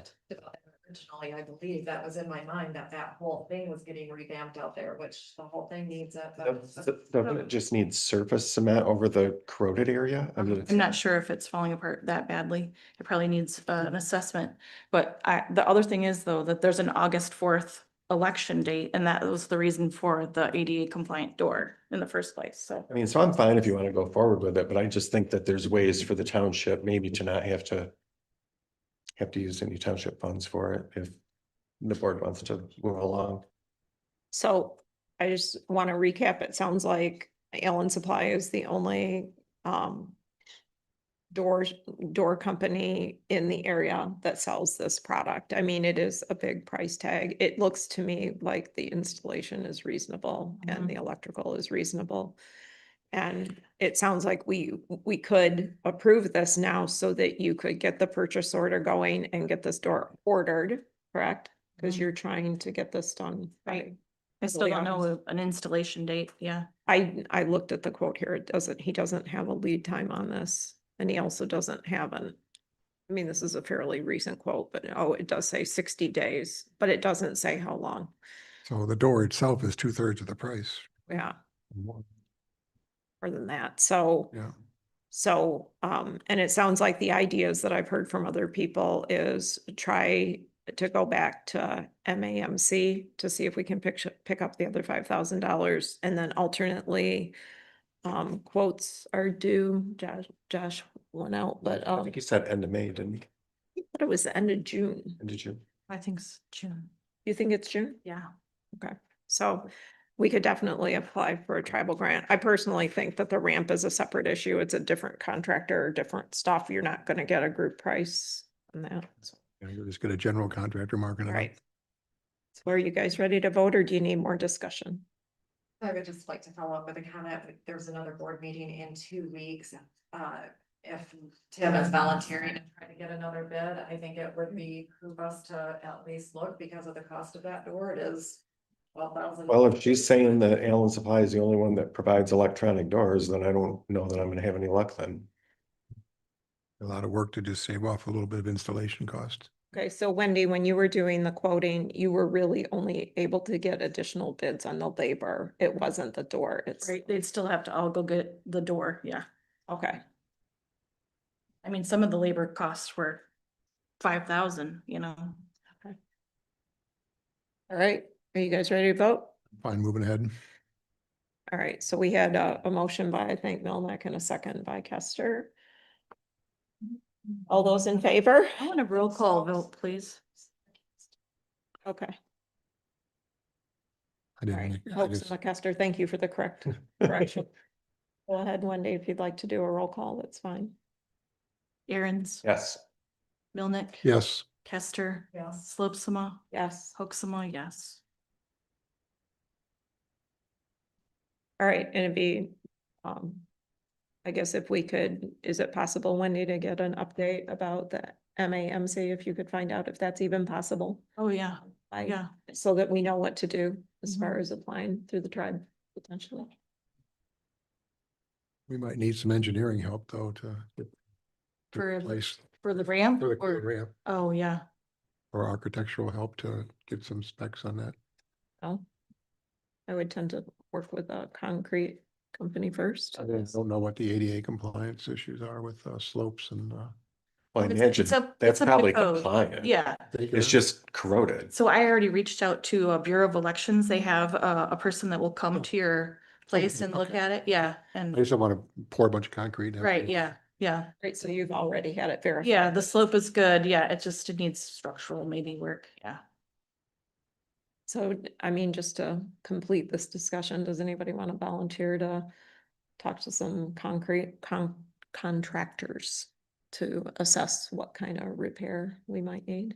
Mr. Jim Gaskin has already volunteered to try to find someone too. Okay, It's fine with me. yeah, if he's willing to help with that, that would be great. I'd like to also mention he put up my shelf today. I bought a little thing for the stuff to go on the wall and he put it up today. Is he our handyman that we have in the He likes to volunteer. volunteer? Yep. Well, he fixed the bathroom door too. My fire alarm. Where's my office? My phone. He fixed that too, or no, he did not. Put that on the list if he's. I think you can talk to Josh and he'll get you a stick-up one, pretty sure, for free. He hands those out. Wired in there. It just, the wall is crumbling. I would please contact Josh and he'll get it done. Okay. All right, good. We don't have any table items. Does anybody have any announcements above and beyond the May 28th regular meeting at 9 a.m.? Okay, no other announcements. We're up to public comment. Would anybody like to make a public comment?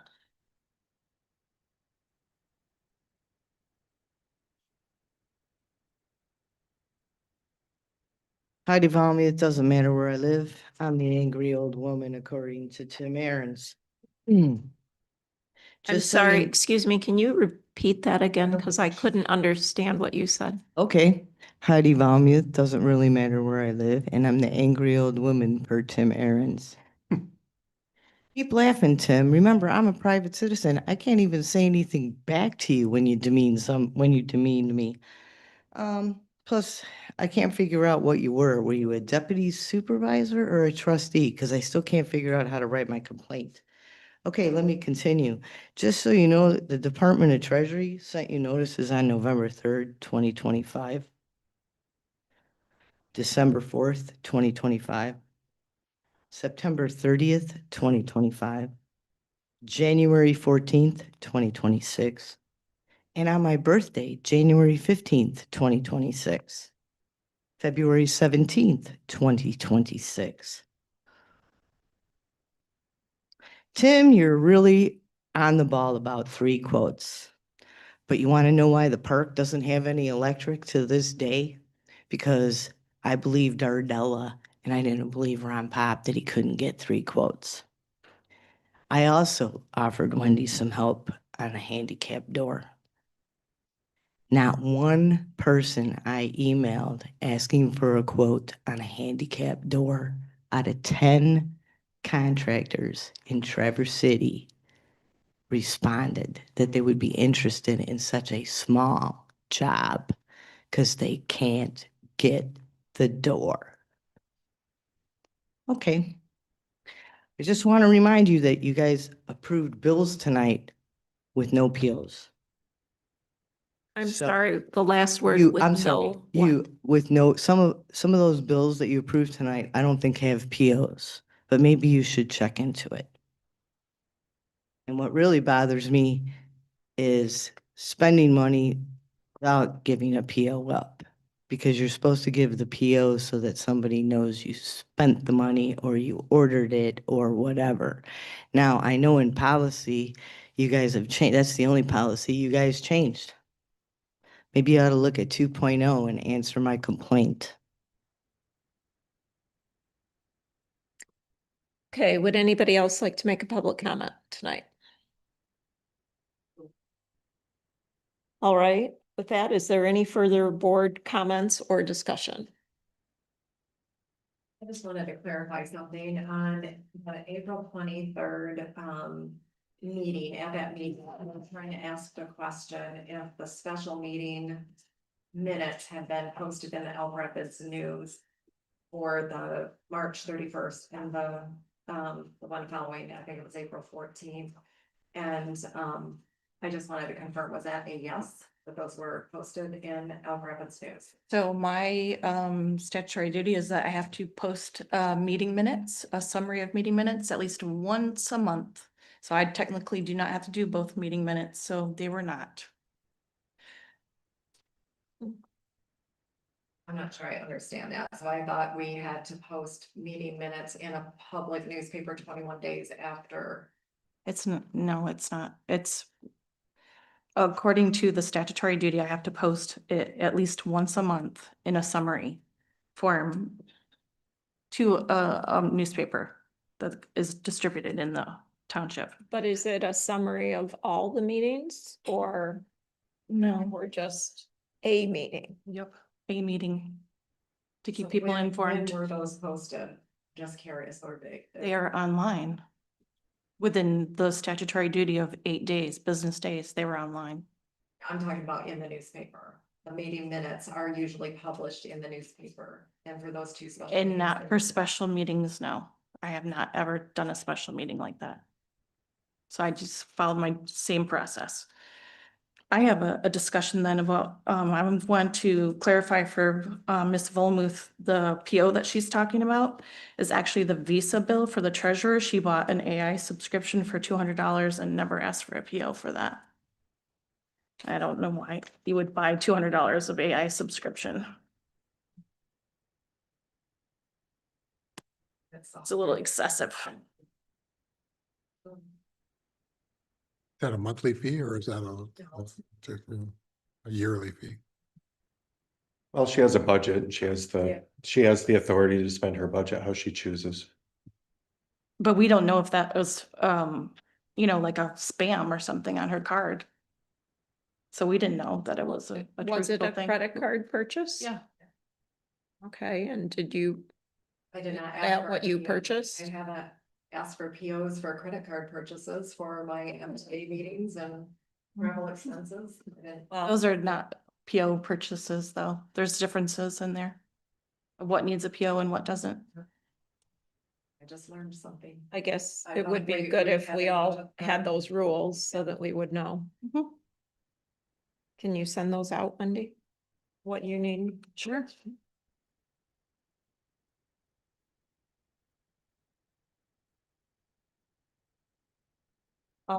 Any other board discussion here?